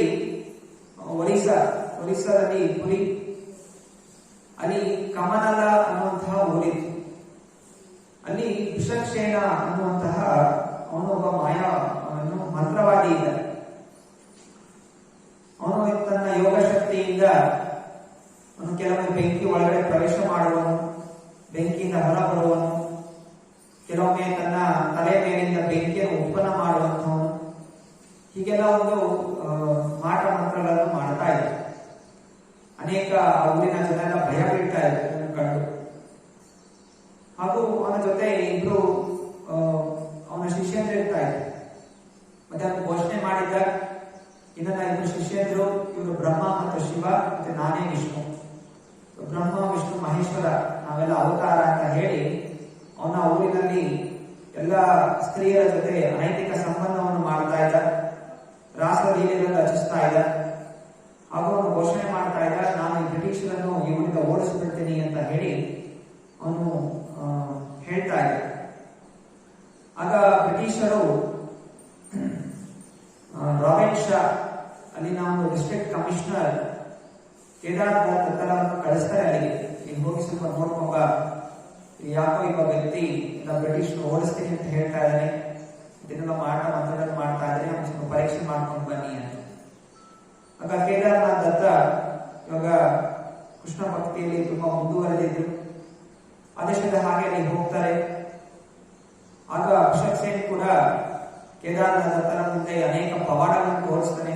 ಬೆಂಕಿಗೆ ಹೋಗುವಂತಹದ್ದು, ಹೊರ ಬರುವಂತಹದ್ದು ಇದೆಲ್ಲ ತೋರಿಸಿದಾಗ ಮತ್ತೆ ಭಕ್ತಿವಿನೋದ್ ಠಾಕೂರ್ ಹೇಳ್ತಾರೆ, ಕೇದಾರನಾಥ್ ದತ್ತ ತುಂಬಾ ಅದ್ಭುತವಾದ ಪವಾಡಗಳನ್ನು ಮಾಡ್ತಾ ಇದ್ದೀರಾ, ದಯವಿಟ್ಟು ಬನ್ನಿ ಪುರಿಗೆ ಬಂದು ಅಲ್ಲಿ ಜಗನ್ನಾಥನ ದರ್ಶನವನ್ನು ಮಾಡಿಕೊಳ್ಳಿ ಅಂತ ಹೇಳ್ತಾರೆ. ಆಗ ಅಭಿಷೇಕ್ ಸೇನ ಹೇಳ್ತಾನೆ, ನಾನೇ ಯಾಕೆ ಪುರಿಗೆ ಬರಬೇಕು, ಅಲ್ಲಿರುವಂತಹ ಕಟ್ಟಿಗೆ ವಿಗ್ರಹ ನಾನೇ ಯಾಕೆ ನೋಡ್ಬೇಕು, ನಾನೇ ಸ್ವಯಂ ವಿಷ್ಣು ಇರಬೇಕಾದ್ರೆ ನಾನು ಆ ಕಟ್ಟಿಗೆ ನೋಡ್ಲಿಕ್ಕೆ ನಾನೇ ಯಾಕೆ ಬರಬೇಕು ಅಂತ ಅವನು ತುಂಬಾ ನಿಂದನಾಸ್ಪದ ಭಾವನೆಯಿಂದ ಹೇಳ್ತಾನೆ. ಸೊ ಇಲ್ಲಿ ತನಕ ಸುಮ್ಮನಿದಂತಹ ಭಕ್ತಿವಿನೋದ್ ಠಾಕೂರ ತುಂಬಾ ಕ್ರೋಧಿತರಾಗ್ತಾರೆ. ಭಗವಂತನನ್ನೇ ಒಂದು ಕಟ್ಟಿಗೆ ಅಂತ ಹೇಳಿ ತುರಂತವಾಗಿ ಪೊಲೀಸರನ್ನು ಕಳಿಸಿ ಅವರನ್ನು ಜೈಲಲ್ಲಿ ಹಾಕಿ ಬಂಧಿಸ್ಬಿಡ್ತಾರೆ. ಮತ್ತೆ ಆ ಜೈಲಲ್ಲಿ ಕಾವಲು ಕಾಯಲಿಕ್ಕೆ ಸುಮಾರು 70 ಪೊಲೀಸರನ್ನು ನೇಮಿಸ್ತಾರೆ. ಯಾಕಂದ್ರೆ ಅಷ್ಟೊಂದು ಮಾಯಾ ಮಂತ್ರವಾದಿ ಆಗಿದ್ದ, ಅನೇಕ ಜನ ಭಯ ಬೀಳ್ತಾ ಇದ್ರು. ಅದು ಕೂಡ ಕಟಕಿಂದ ಕರೆಸಿ ಅವರನ್ನು ಎಲ್ಲ ಆ ಬ್ರಹ್ಮ ವಿಷ್ಣು ಮಹೇಶನ 3 ಜನರನ್ನು ಜೈಲಿಗೆ ಹಾಕ್ಬಿಡ್ತಾರೆ. ಹೀಗೆ ಪ್ರತಿ ದಿವಸ ಅವರಲ್ಲಿ ಕೋರ್ಟಲ್ಲಿ ಕೇಸ್ಗಳಾಗ್ತಾ ಇರುತ್ತೆ. ನಾನಾ ರೀತಿಯ ಜನ ಬಂದು ಎಲ್ಲ ದೂಷಣೆ ಕೊಡ್ತಾ ಇದ್ದಾರೆ, ಹೇಗೆ ಅನೈತಿಕ ಸಂಬಂಧವನ್ನು ಅನೇಕ ಸ್ತ್ರೀಯ ಜೊತೆ ಮಾಡಿದ್ದ, ಹೇಗೆ ನಾವು ಮೋಸ ಮಾಡ್ತಾನೆ, ವಂಚನೆ ಮಾಡ್ತಾನೆ, ಇದೆಲ್ಲವೂ ಕೂಡ ಕೇಸ್ ನಡೀತಾ ಇತ್ತು. ಆದ್ರೆ ಈ ಅಭಿಷೇಕ್ ಸೇನ ಅವನು ಜೈಲಲ್ಲಿ ಇರಬೇಕಾದ್ರೂ ಕೂಡ ತನ್ನ ಯೋಗ ಶಕ್ತಿಯನ್ನು ಪ್ರಭಾವ ಮಾಡ್ತಾ ಇದ್ದ. ಹಾಗೂ ಕೇದಾರನಾಥ್ ದತ್ತ ಅವರ ಮಗಳು, ಒಂದು ಮಗು, ಹೆಣ್ಣು ಮಗಳು ಕೂಡ ಹುಟ್ಟಿದ್ದು, 7 ವರ್ಷ ಅವಳಿಗೆ. ಅವಳು ಕೂಡ ಎಷ್ಟು ಕಾಯಿಲೆ ಅವಳಿಗೆ ಬಂದು ಸಾಯುವಂತಹ ಪರಿಸ್ಥಿತಿ ಬಂದ್ಬಿಡ್ತು. ಅದು ಕೂಡ ಭಕ್ತಿವಿನೋದ್ ಠಾಕೂರ್ ಹಿಂಜರಿಲಿಲ್ಲ. ನನ್ನ ಪರಿವಾರಕ್ಕೆ ಇಂತಹ ಕಷ್ಟಗಳು ಬಂದರೂ ಕೂಡ ಅವ್ರು ಹೇಳ್ತಾ ಇದ್ರು, ನಾವು ಸತ್ರು ಪರವಾಗಿಲ್ಲ, ಇಂತಹ ದುಷ್ಟನ್ನು ಉಳಿಸಬಾರ್ದು, ಅವನು ಬಂಧಿಸಬೇಕು ಅಂತ ಅವರು ಮುಂದಾದರು. ಅನಂತರ 18ನೇ ದಿವಸ ಕೊನೆಯ ದಿವಸ ಆ ಮಾಯಾವಾದಿ ಅನೇಕ ಭೂತ ಪ್ರೇತಗಳನ್ನ ಉಪಯೋಗ ಮಾಡ್ತಾನೆ. ಸ್ವಯಂ ಭಕ್ತಿವಿನೋದ್ ಠಾಕೂರ್ ಕೂಡ ತುಂಬಾ ತೀವ್ರವಾದ ಜ್ವರದಿಂದ ಅವರು ಕೂಡ ನರಳಾಡುವಂತಹ ಪರಿಸ್ಥಿತಿ ಬರುತ್ತೆ. ಅದು ಕೂಡ ಅವರು ಹಿಂಜರಿಯೋದಿಲ್ಲ. ಸತತವಾಗಿ ಶ್ರೀಮದ್ ಭಾಗವತ ಅಧ್ಯಯನ ಮಾಡ್ತಾರೆ. ಅವರಿಗೆ ಅಪಾರವಾದ ನಂಬಿಕೆ ಇತ್ತು. ಭಾಗವತ ಅಧ್ಯಯನ ಮಾಡೋದ್ರಿಂದ ಭಾಗವತ ರಕ್ಷಣೆ ಮಾಡುತ್ತೆ. ನಿತ್ಯ ಭಾಗವತ ಸೇವೆಯ ಭಗವತಿ ಉತ್ತಮ ಶ್ಲೋಕೆ ಭಕ್ತಿ ಬಹುತೇಕ ನೈಷ್ಠ. ಏನೇ ಅಮಂಗಳಮಯಗಳಿದ್ರೂ ಕೂಡ ಶ್ರೀಮದ್ ಭಾಗವತ ಅಧ್ಯಯನ ಮಾಡೋದ್ರಿಂದ ಆ ಎಲ್ಲ ಮಂಗಳಮಯವಾಗಿ ಆಗುತ್ತೆ ಅನ್ನುವಂತಹ ಒಂದು ಶ್ಲೋಕದ ಮೇಲೆ ಅಪಾರ ನಂಬಿಕೆ ಇರುವಂತಹ ಭಕ್ತಿವಿನೋದ್ ಠಾಕೂರ್ ಅವರು ಆ ಒಂದು ಯೋಗಿಯನ್ನು ದಂಡಿಸ್ತಾರೆ ಹಾಗೂ ಅವರಿಗೆ ಜೈಲು ಶಿಕ್ಷೆಯನ್ನು ನೀಡ್ತಾರೆ. 18 ತಿಂಗಳು ಜೈಲು ಶಿಕ್ಷೆ ಹಾಗೂ ರಾಜಕೀಯದ ಮೇಲೆ ಪಿತೂರಿ ನಡೆಸಿರುವ ಕಾರಣ ಈ ಎಲ್ಲ ಒಂದು ರೀತಿಯಲ್ಲಿ ಅವರಿಗೆ ದಂಡವನ್ನು ಕೊಡ್ತಾರೆ. ಆಗ ಒಬ್ಬ ಡಾಕ್ಟರ್ ವಾಲ್ಟರ್ ಅಂತ ಮೆಡಿಕಲ್ ಆಫೀಸರ್ ಯಾವಾಗ ಇವನು ಬಂಧಿಸ್ತಾರೆ ರಿಷಬ್ ಸೇನನನ್ನು, ಡಾಕ್ಟರ್ ವಾಲ್ಟರ್ ಹೋಗಿ ಅವರ ಕೂದಲುಗಳನ್ನು ಕತ್ತರಿಸಿ ಹಾಕ್ಬಿಡ್ತಾರೆ. ಕೂದಲುಗಳನ್ನು ಕತ್ತರಿಸಿ ಹಾಕಿದ ತಕ್ಷಣ ರಿಷಬ್ ಸೇನ ತನ್ನ ಎಲ್ಲ ಶಕ್ತಿಯನ್ನು ಕಳ್ಕೊಂಡು ಕೆಳಗೆ ಬಿದ್ದು ಬಿಡ್ತಾರೆ. 18 ದಿವಸ ಉಪವಾಸ ಮಾಡ್ತಾ ಇದ್ದ ರಿಷಬ್ ಸೇನ. ಉಪವಾಸ ಮಾಡಿಕೊಂಡು ಮಾಟ ಮಂತ್ರಗಳನ್ನು ಮಾಡ್ತಾ ಇದ್ದ. ಅದೇ ಅನೇಕ ಯೋಗಿಗಳ ಒಂದು ಶಕ್ತಿ ಹೀಗೆ ಕೂದಲಲ್ಲಿ ಅಲ್ಲಿಂದೆಲ್ಲೋ ಅವಸ್ಕೊಂಡಿರುತ್ತೆ. ಅದರಿಂದ ಯಾವಾಗ ಕೂದಲು ಕತ್ತರಿಸಿ ಹಾಕ್ಬಿಡ್ತಾರೆ ಅವನ ಶಕ್ತಿ ಎಲ್ಲ ಶೂನ್ಯವಾಗ್ಬಿಡುತ್ತೆ. ನಂತರ ಅವನು ಮಿದ್ನಾಪುರಲ್ಲಿ ಜೈಲಲ್ಲಿ ಹಾಕಿರ್ತಾರೆ. 3 ತಿಂಗಳ ನಂತರ ರಿಷಬ್ ಸೇನ ವಿಷ ಕೊಡ್ಕೊಂಡು ಆತ್ಮಹತ್ಯೆ ಮಾಡ್ಕೊಂಡ್ಬಿಡ್ತಾರೆ. ಹೀಗೆ ಒಬ್ಬ ಮಾಟ ಮಂತ್ರ ಮಾಡುವಂತಹ, ಮೋಸ ಮಾಡುವಂತಹ ಒಬ್ಬ ವ್ಯಕ್ತಿಯನ್ನು ಶ್ರೀ ಭಕ್ತಿವಿನೋದ್ ಠಾಕೂರ್ ದಂಡಿಸ್ತಾರೆ. ಅನಂತರ ಶ್ರೀಮದ್ ಭಾಗವತಂ ಶ್ರೀಧರ ಗೋಸ್ವಾಮಿ ಅವರು ಬರೆದಂತಹ ಭಾಗವತವನ್ನು ಅಧ್ಯಯನ ಮಾಡ್ತಾರೆ. ಹಾಗೂ ರೂಪ ಗೋಸ್ವಾಮಿ ಅವರು ಬರೆದಂತಹ ಭಕ್ತಿ ರಸಾಮೃತ ಸಿಂಧು, ಜೀವ ಗೋಸ್ವಾಮಿ ಅವರು ಬರೆದಂತಹ ಷಟ್ ಸಂದರ್ಭ, ಎಲ್ಲ ಗ್ರಂಥಗಳನ್ನು ತೀವ್ರವಾಗಿ ಅಧ್ಯಯನ ಮಾಡ್ತಾರೆ. ಇದೆಲ್ಲ ಎಷ್ಟು ಮುಖ್ಯ. ನಮಗೆ ಓದೋದ್ರಲ್ಲಿ ಆಸಕ್ತಿನೇ ಇಲ್ಲ. ಎಷ್ಟು ವರ್ಷಗಳಾದ್ರೂ ಕೂಡ ಭಗವದ್ಗೀತೆಯನ್ನು ಸರಿಯಾಗಿ ನಾವು ಅಧ್ಯಯನ ಮಾಡ್ತಾ ಇದ್ದೀವಿ. ಭಕ್ತಿವಿನೋದ್ ಠಾಕೂರ್ ಆಗ 25 ವರ್ಷದಲ್ಲಿ ಭಗವದ್ಗೀತಾ, ಭಾಗವತಂ, ಚೈತನ್ಯ ಚರಿತಾಮೃತ, ಷಟ್ ಸಂದರ್ಭ, ಭಕ್ತಿ ರಸಾಮೃತ ಸಿಂಧು ಇಷ್ಟೆಲ್ಲ ಗ್ರಂಥಗಳನ್ನು ಓದ್ತಾ ಇದ್ದಾರೆ. ಜೊತೆಲಿ ಕೆಲಸವೂ ಕೂಡ ಮಾಡ್ತಾರೆ. ಪರಿವಾರ ಇದೆ, ಅನೇಕ ಕೆಲಸಗಳು, ಸರ್ಕಾರಿ ಒಂದು ಕೆಲಸಗಳು, ಜವಾಬ್ದಾರಿಗಳನ್ನು, ಕರ್ತವ್ಯಗಳನ್ನು ಮಾಡ್ತಾ ಇದ್ದಾರೆ. ಹೀಗೆ ಭಕ್ತಿವಿನೋದ್ ಠಾಕೂರ್ ತೋರಿಸ್ಕೊಡ್ತಾ ಇದ್ದಾರೆ. ಗೃಹಸ್ಥರು ಅಂತ ಹೇಳಿದ್ರೆ ನಾವು ಭಕ್ತಿಯಲ್ಲಿ ಆಲಸ್ಯ ಇಟ್ಕೋಬೇಕು ಅಂತಲ್ಲ. ಅನೇಕ ಜನರು ಇವಾಗ ಸಮಯ ಇಲ್ಲ. ಭಕ್ತಿವಿನೋದ್ ಠಾಕೂರ್ ಎಷ್ಟು ಸಮಯ ಇತ್ತು, ಎಷ್ಟು ಜವಾಬ್ದಾರಿಯುತ ಕೆಲಸ ಮಾಡ್ತಾ ಇದ್ರು ಕೂಡ ಅವರಿಗೆ ಅಧ್ಯಯನ ಮಾಡಲಿಕ್ಕೆ ಸಮಯ ಸಿಗ್ತಾ ಇತ್ತು. ಇದು ಹೇಗೆ ಸಾಧ್ಯ ಆಯಿತು? ಯಾರು ಭಗವಂತನಿಗೆ ಸಮಯ ಕೊಡ್ತಾರೆ, ಭಗವಂತ ಅವರಿಗೆ ಅಧಿಕವಾದ ಸಮಯ ಕೊಡ್ತಾರೆ. ಭಗವದ್ಗೀತೆ ಕೃಷ್ಣ ಹೇಳ್ತಾನೆ, ಕಾಲ ನಾನು, ಸಮಯ ನಾನು. ಯಾರು ಭಗವಂತನಿಗೆ ಸಮಯ ಕೊಡೋದಿಲ್ಲ, ಭಗವಂತ ಅವರ ಸಮಯವನ್ನು ಕಿತ್ಕೊಂಡ್ಬಿಡ್ತಾರೆ. ಯಾರು ಅಧಿಕವಾಗಿ ಭಗವಂತನಿಗೋಸ್ಕರ ಸಮಯ ಕೊಡ್ತಾರೆ ಅಂತವರಿಗೆ ಭಗವಂತ ಅಷ್ಟು ಬುದ್ಧಿಶಕ್ತಿಯನ್ನು ಪ್ರದಾನ ಮಾಡ್ತಾನೆ. ಅದರಿಂದ ಅಧಿಕವಾದ ಜವಾಬ್ದಾರಿಗಳು, ಕರ್ತವ್ಯಗಳು ಎಲ್ಲವನ್ನೂ ಪೂರ್ಣಗೊಳಿಸುವಂತಹ ಅವಕಾಶ ಅವರಿಗೆ ಸಿಗುತ್ತೆ. ಈಗ ಭಕ್ತಿವಿನೋದ್ ಠಾಕೂರ್ ಅವರು ಅನೇಕ ಸಂಸ್ಕೃತ ಭಾಷೆಯಲ್ಲಿ ಗ್ರಂಥಗಳನ್ನು ಬರೆಯಲಿಕ್ಕೆ ಶುರು ಮಾಡ್ತಾರೆ. ಕೃಷ್ಣ ಸಂಹಿತ, ತತ್ವಸೂತ್ರ, ತತ್ವ ವಿವೇಕ, ಬೆಂಗಾಲಿ ಭಾಷೆಯಲ್ಲಿ ಕಲ್ಯಾಣ ಕಲ್ಪತರು, ದತ್ತ ಕೌಸುಭ, ಹೀಗೆ ನಾನಾ ಗ್ರಂಥಗಳನ್ನು ಬರೆಯಲಿಕ್ಕೂ ಕೂಡ ಶುರು ಮಾಡ್ತಾರೆ. ಹಾಗೂ ಪ್ರಿಯರಿರಬೇಕಾದ್ರೆ ಈ ಎಲ್ಲ ವೈಷ್ಣವ ವಿಷಯಗಳನ್ನು ಚರ್ಚೆ ಮಾಡಲಿಕ್ಕೋಸ್ಕರ ಭಗವತ್ ಸಂಸತ್ ಅನ್ನುವಂತಹ ಒಂದು ಸಂಸ್ಥೆಯನ್ನು ತೆರೀತಾರೆ. ಹೀಗೆ ಅನೇಕ ವೈಷ್ಣವರು ಅಲ್ಲಿ ಬಂದು ಸೇರ್ತಾ ಇದ್ರು. ವೈಷ್ಣವ ಸಿದ್ಧಾಂತಗಳನ್ನು ಚರ್ಚೆ ಮಾಡ್ತಾ ಇದ್ರು. ಆಗಲೊಬ್ರು ರಘುನಾಥ್ ದಾಸ್ ಬಾಬಾಜಿ ಅನ್ನುವಂಥ ಸಿದ್ಧ ಪುರುಷರಿದೆ. ಅವರು ನೋಡಿದ್ರು ಈ ವ್ಯಕ್ತಿ ಗೃಹಸ್ಥನಾಗಿದ್ದು ಎಲ್ಲ ನಾನಾ ರೀತಿಯ ಸರ್ಕಾರಿ ಕೆಲಸಗಳನ್ನು ಮಾಡ್ತಾ ಇದ್ದಾನೆ, ಮತ್ತು ಹೀಗೆ ಒಂದು ಪ್ರವಚನ ಕೊಡ್ತಾ ಇದ್ದಾನೆ, ಎಲ್ಲ ಸೂಟು ಬೂಟು ಹಾಕೊಂಡು ಓಡಾಡ್ತಾ ಇದ್ದಾನೆ, ಕುತ್ತಿಗೆಯಲ್ಲಿ ಕಂಟಿಮಾಲ ಹಾಕಿಲ್ಲ, ತಿಲಕ ಹಚ್ತಾ ಇಲ್ಲ. ಅದರಿಂದ ಅವರು ತಮ್ಮ ಶಿಷ್ಯಂದ್ರಿಗೆ ಮತ್ತೆ ಬೇರೆ ಬೇರೆ ವೈಷ್ಣವರಿಗೆ ಹೇಳ್ತಾ ಇದ್ರು, ನೀವು ಹೋಗಬೇಡಿ, ಭಕ್ತಿವಿನೋದ್ ಠಾಕೂರ ಅವನು ಅಪಸಂಪ್ರದಾಯದವನು, ಯಾವುದೇ ರೀತಿ ವೈಷ್ಣವ ಸಂಪ್ರದಾಯದ ಕಾಣಿಸ್ತಾ ಇಲ್ಲ ಅಂತ ಹೇಳಿ ದೂರ ಸರಿಸ್ತಾರೆ. ಅದೇ ಕಾಲಕ್ರಮೇಣ ಏನಾಗುತ್ತೆ, ರಘುನಾಥ್ ದಾಸ್ ಅವರಿಗೆ ಒಂದು ಕಾಯಿಲೆ ಹತ್ಕೊಂಡ್ಬಿಡುತ್ತೆ. ಕಾಯಿಲೆ ಹತ್ಕೊಂಡ್ಬಿಟ್ಟು ತುಂಬಾ ತೀವ್ರವಾಗಿ ನರಳಾಡಕ್ಕೆ ಶುರು ಮಾಡ್ತಾರೆ. ಮತ್ತೆ ಅವರು ಯಾಕೆ ಹಿಂಗಾಯ್ತು ಅಂತ ಚಿಂತನೆ ಮಾಡ್ತಾ ಇರ್ಬೇಕಾದ್ರೆ ಅವ್ರ ಕನಸಲ್ಲಿ ಜಗನ್ನಾಥ ಬರ್ತಾನಂತೆ. ಜಗನ್ನಾಥ ಬಂತ ಹೇಳ್ತಾರೆ, ಭಗವಂತ ನೀನು ಭಕ್ತಿವಿನೋದ್ ಠಾಕೂರ್ ನಿಂದನೆ ಮಾಡಿರೋ ಕಾರಣ ನಿಮಗೆ ಈ ರೀತಿ ಬಂದಿದೆ, ಇನ್ನು ಹೋಗಿ ಅವರಿಗೆ ಶರಣಾಗು, ಅವ್ರಿಗೆ ಕ್ಷಮಾಪಣೆ ಕೇಳು, ಆಗ ನಿನ್ನ ಎಲ್ಲ ಈ ಕಾಯಿಲೆ ದೂರ ಆಗುತ್ತೆ. ಹಾಗೆ ರಘುನಾಥ್ ದಾಸ್ ಬಾಬಾಜಿ ಅವರು ಹೋಗಿ ಭಕ್ತಿವಿನೋದ್ ಠಾಕೂರ್ಗೆ ಕ್ಷಮಾಪಣೆ ಕೇಳ್ತಾರೆ. ಇದರಿಂದ ಎಲ್ಲರಿಗೂ ಗೊತ್ತಾಗುತ್ತೆ ಭಗವಂತ ಜಗನ್ನಾಥನೇ ಬಂದು ಅವರು ಶರಣಾಗಬೇಕು ಅಂತ ಹೇಳಿದನಲ್ಲ. ಹೀಗೆ ಇವರು ಕೂಡ ಅಧಿಕೃತವಾದಂತಹ ಒಂದು ವ್ಯಕ್ತಿ ಅನ್ನೋದು ತಿಳಿಯಿತು. ಅನಂತರ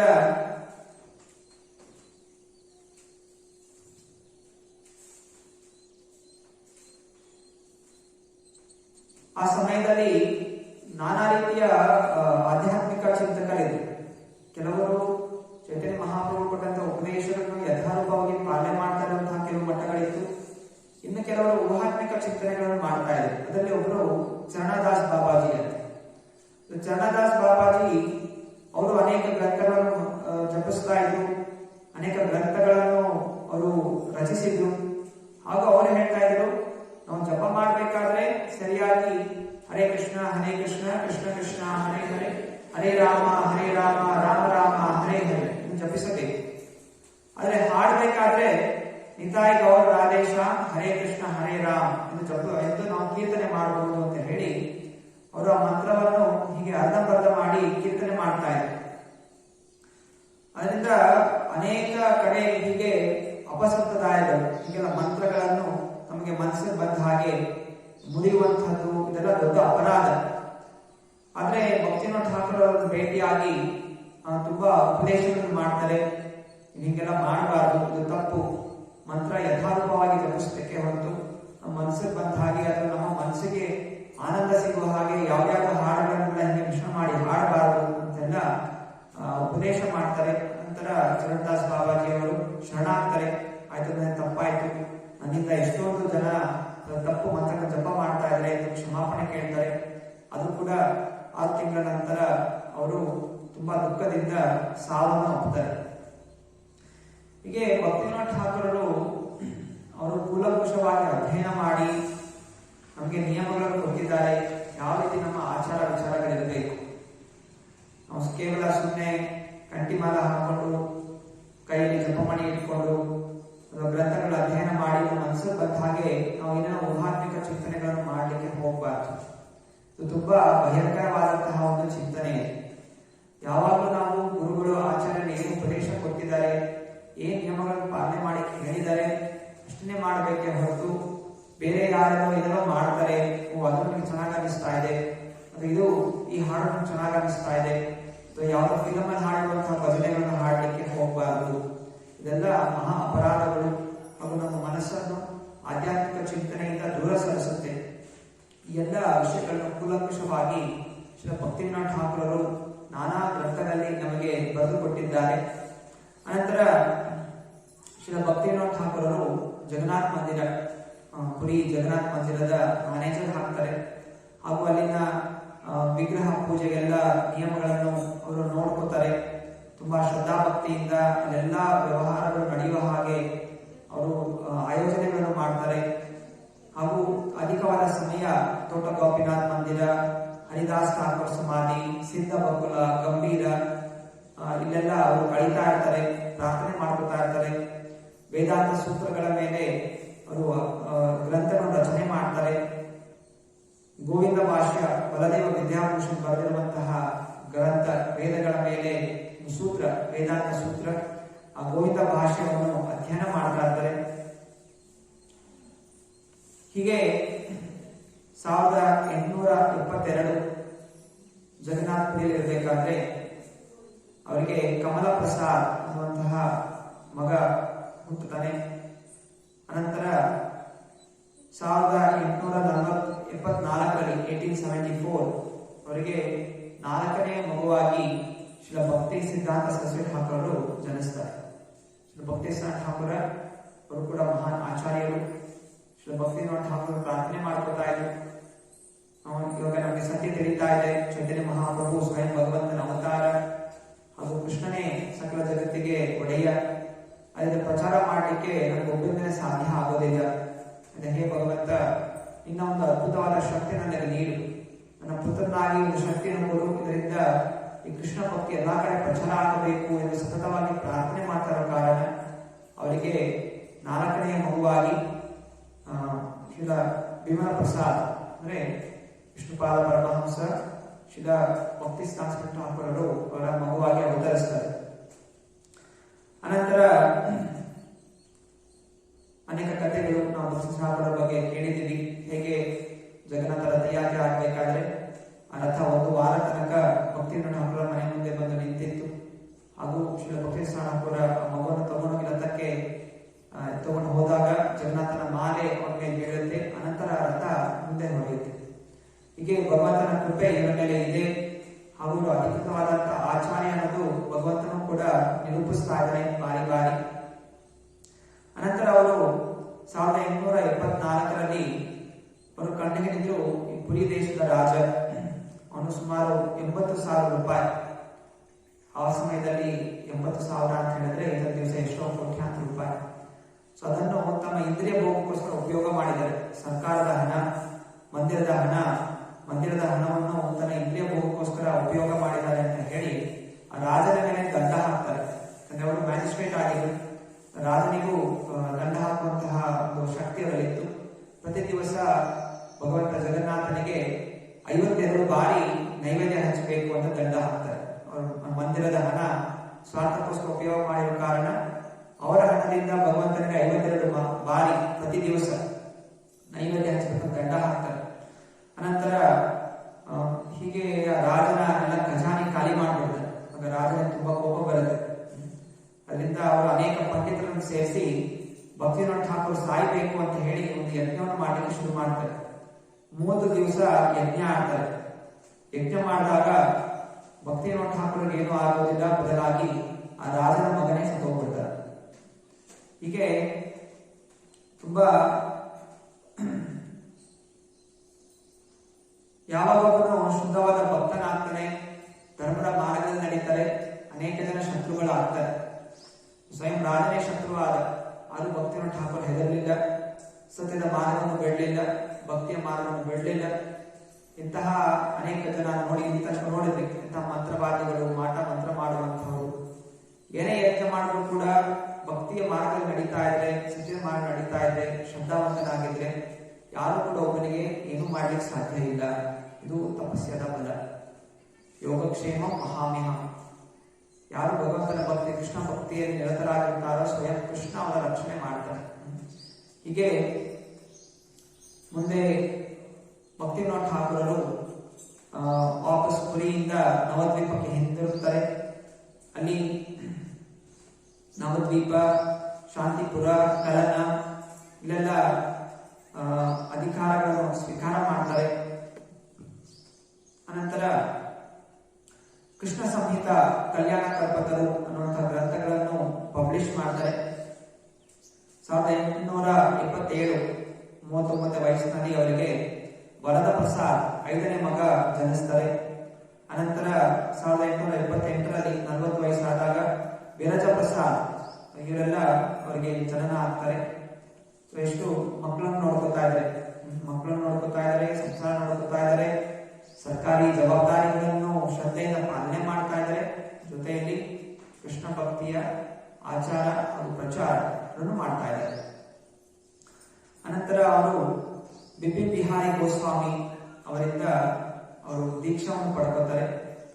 ಆಗ ಅವರಿಗೆ 7ನೇ ಮಗ ಲಲಿತ ಪ್ರಸಾದ್ ಅವರು ಕೂಡ ಜನನ ಆಗ್ತಾರೆ.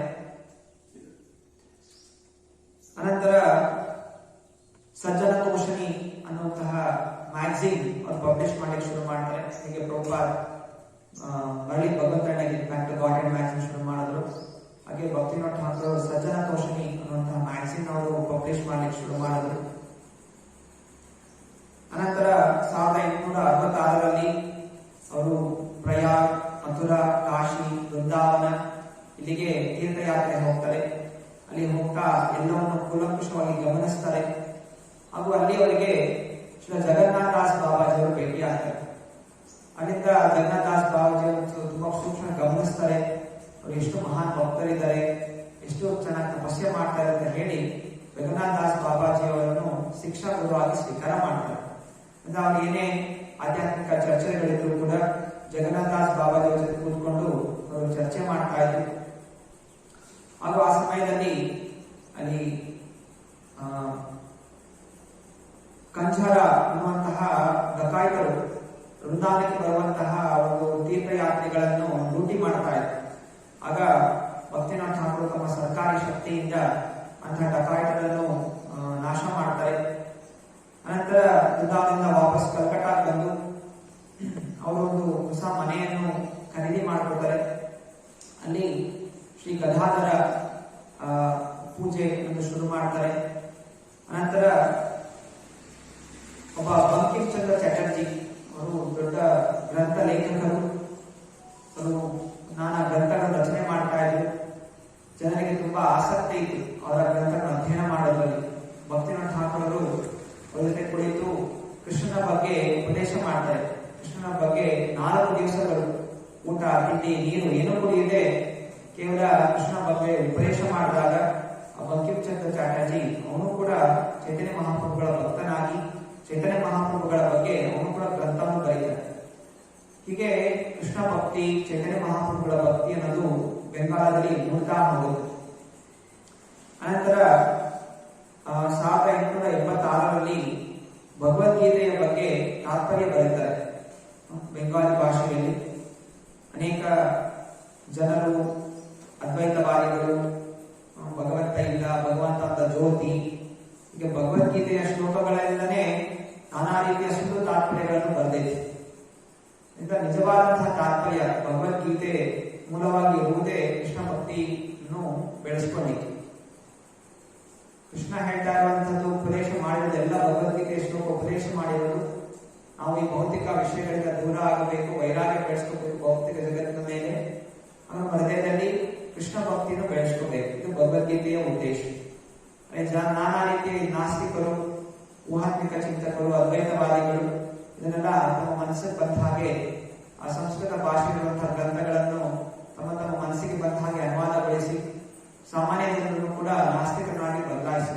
ಅದರಿಂದ ಅಧಿಕೃತವಾದಂತಹ ಗ್ರಂಥ ಶ್ರೀ ಭಕ್ತಿನಾಥ್ ಠಾಕೂರ್ ಅವರು ಅನುವಾದ ಮಾಡಿ ಅದಕ್ಕೆ ತಾತ್ಪರ್ಯವನ್ನು ಬರೆಯುತ್ತಾರೆ. ಅನಂತರ ಭಕ್ತಿನಾಥ್ ಠಾಕೂರ್ ಅವರು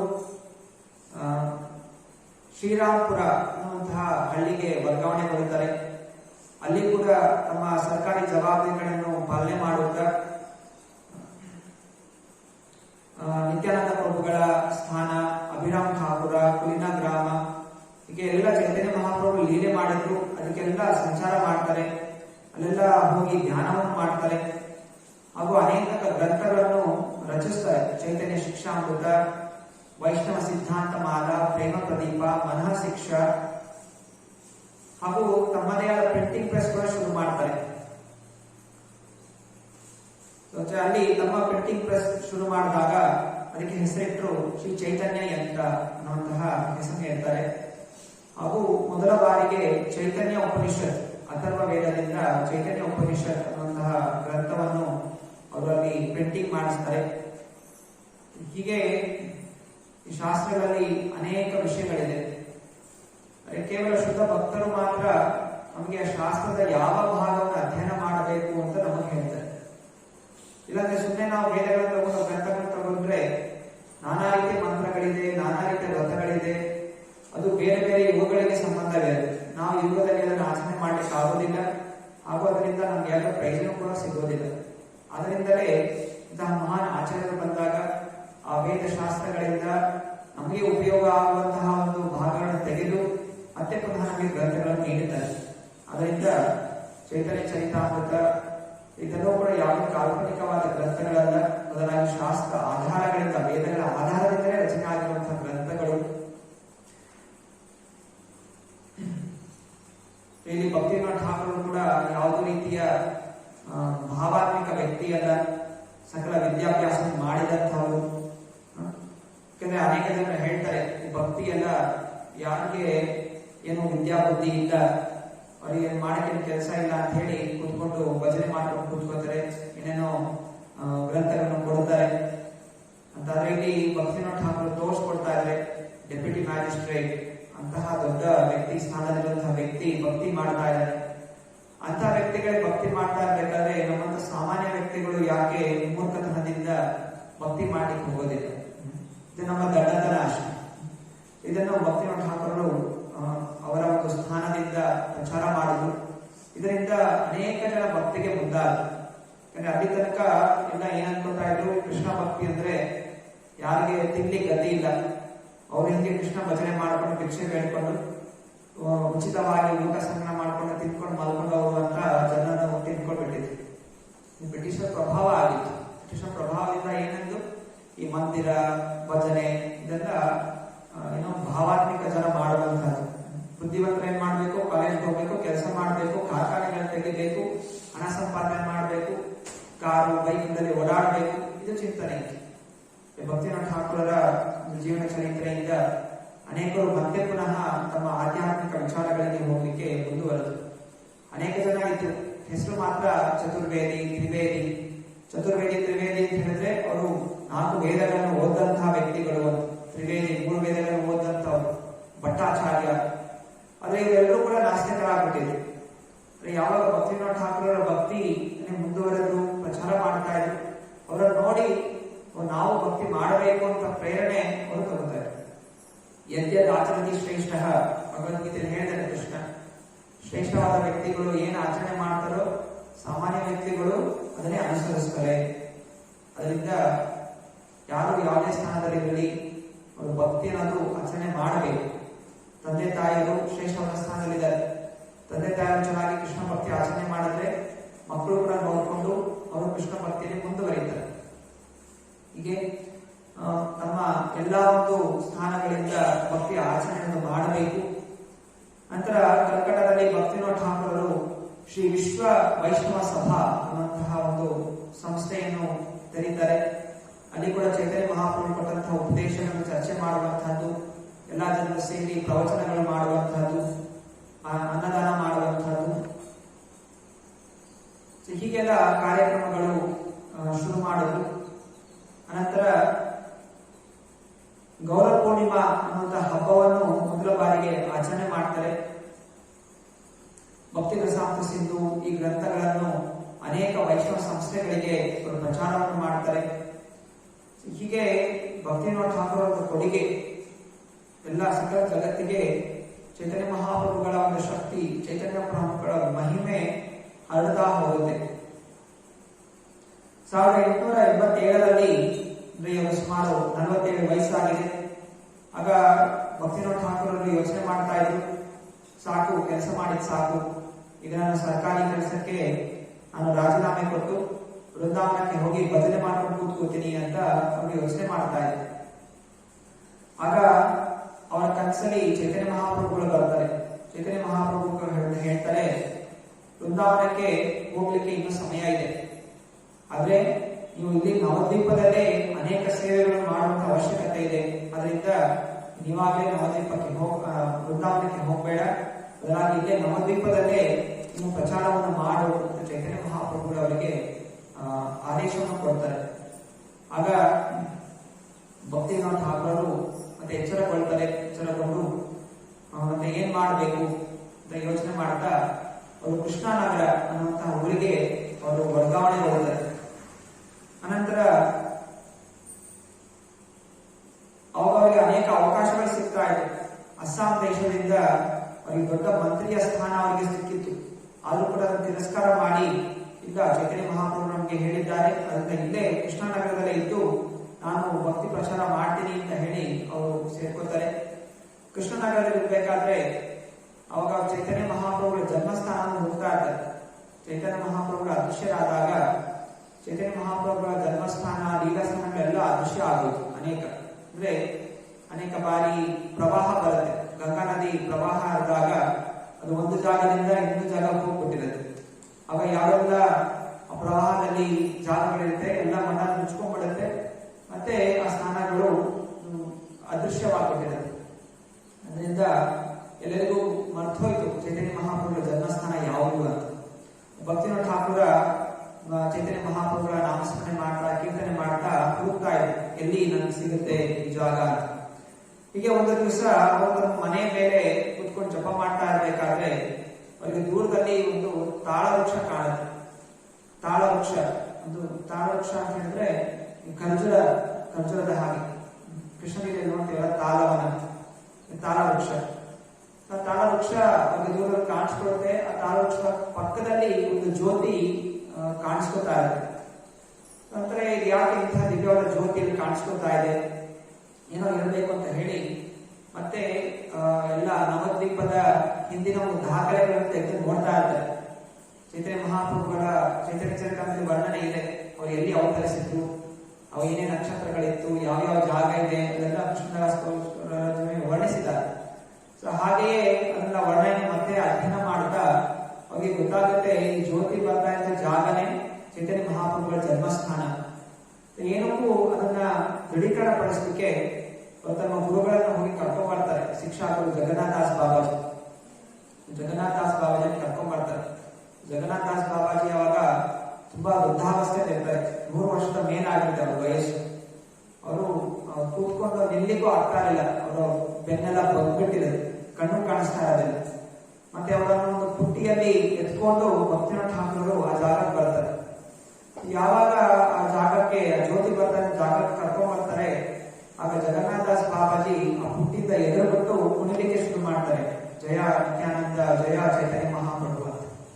ಅಂದ್ರೆ ಚೈತನ್ಯ ಮಹಾಪ್ರಭುಗಳ ಜನ್ಮಸ್ಥಾನದಲ್ಲಿರುವಂತಹ ಶಕ್ತಿ ಅವರಿಗೆ ತುಂಬಾ ಆನಂದವನ್ನು ಪ್ರದಾನ ಮಾಡುತ್ತೆ. ಆನಂದದಿಂದ ಅವರು ಕುಣಿಲಿಕ್ಕೆ ಶುರು ಮಾಡ್ತಾರೆ.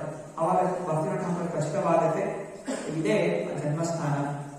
ಈಗ ನಾವು ಮಾಯಾಪುರಕ್ಕೆ ಹೋದಾಗ ಚೈತನ್ಯ ಮಹಾಪ್ರಭುಗಳ ಜನ್ಮಸ್ಥಾನ ವೀಕ್ಷಣೆ ಮಾಡ್ತೀವಿ.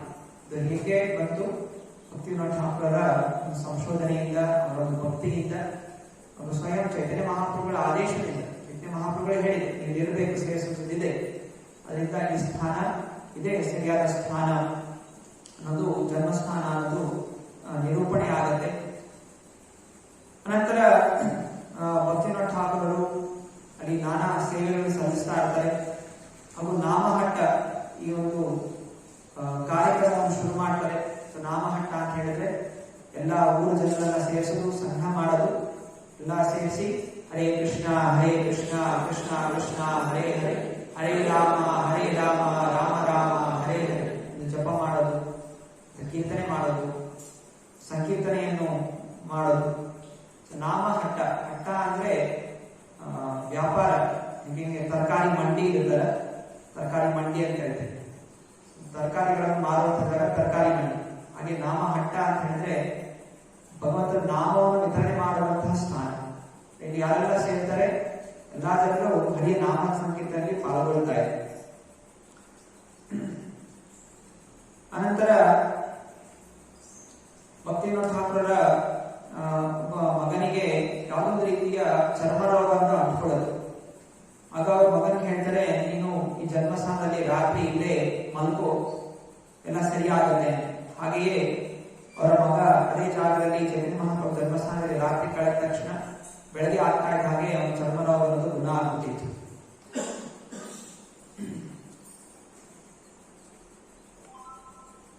ಅನೇಕ ಜನ ಇದೆಲ್ಲ ಕೇಳಿಸ್ಕೊಂಡಾಗ ಇದೆಲ್ಲ ಮೂಢನಂಬಿಕೆ, ಇದೆಲ್ಲ ಮಾಯದಿಂದ ಹೇಗೆ ಸಾಧ್ಯ?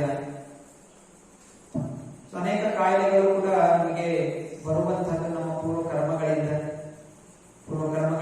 ನಾನಾ ದೋಷಗಳಿಂದ ನಮಗೆ ನೋವನ್ನು ಉಂಟಾಗುತ್ತೆ. ನೋವೆಲ್ಲ ಏನು ಆಧ್ಯಾತ್ಮಿಕ, ಅಧಿಭೌತಿಕ, ಅಧಿದೈವಿಕ ಕ್ಲೇಶಗಳು ನಮ್ಮ ಶರೀರದಿಂದ, ಬೇರೆ ಜೀವಿಗಳಿಂದ ಹಾಗೂ ಪ್ರಕೃತಿಯ ಒಂದು ಪ್ರಭಾವದಿಂದ ಕಷ್ಟಗಳು ಬರ್ತಾ ಇದೆ. ಯಾಕೆ? ನಾವು ಮಾಡಿದಂತಹ ಒಂದು ಪೂರ್ವ ಕರ್ಮಗಳಿಂದ. ಯಾವಾಗ ಭಗವಂತನ ಭಜನೆ ಮಾಡ್ತೀವಿ, ಭಗವಂತನ ಭಕ್ತಿ ಶ್ರದ್ಧೆ ಭಕ್ತಿಯಿಂದ ಮಾಡ್ತೀವಿ, ಭಗವಂತನ ಮುಂದೆ ತೃಪ್ತನಾಗ್ತಾನೆ, ಮತ್ತೆ ಕರ್ಮಗಳನ್ನು ಅವನು ನಿವಾರಣೆ ಮಾಡ್ತಾನೆ. ಹೀಗೆ ಅವರಿಗೆ ಅಪಾರವಾದ ನಂಬಿಕೆ ಭಗವಂತನ ನಾಮದ ಮೇಲೆ, ಶ್ರೀಮದ್ ಭಾಗವತನ ಚರ್ಚೆಯ ಮೇಲೆ, ಅದು ಭಗವಂತನ ಜನ್ಮಸ್ಥಾನದಲ್ಲಿ, ಚೈತನ್ಯ ಮಹಾಪ್ರಭು ಜನ್ಮಸ್ಥಾನದ ಒಂದು ಶ್ರದ್ಧೆ ಇರೋ ಕಾರಣ ಅವರ ಮಗನನ್ನ ಅಲ್ಲಿ ಸೇರಿಸಿದಾಗ ಅವರ ಕಾಯಿಲೆ ಗುಣ ಆಗುತ್ತೆ. ಅನಂತರ 1888 ಭಕ್ತಿವಿನೋದ್ ಠಾಕೂರರು, ಈಗ 48 ವರ್ಷ ಆಗಿದೆ. ಆಗ ಅವರಿಗೆ ಅವರ ಕೊನೆಯ ಮಗ ಶೈಲಜಾ ಪ್ರಸಾದ ಇವರ ಜನನ ಆಗುತ್ತೆ.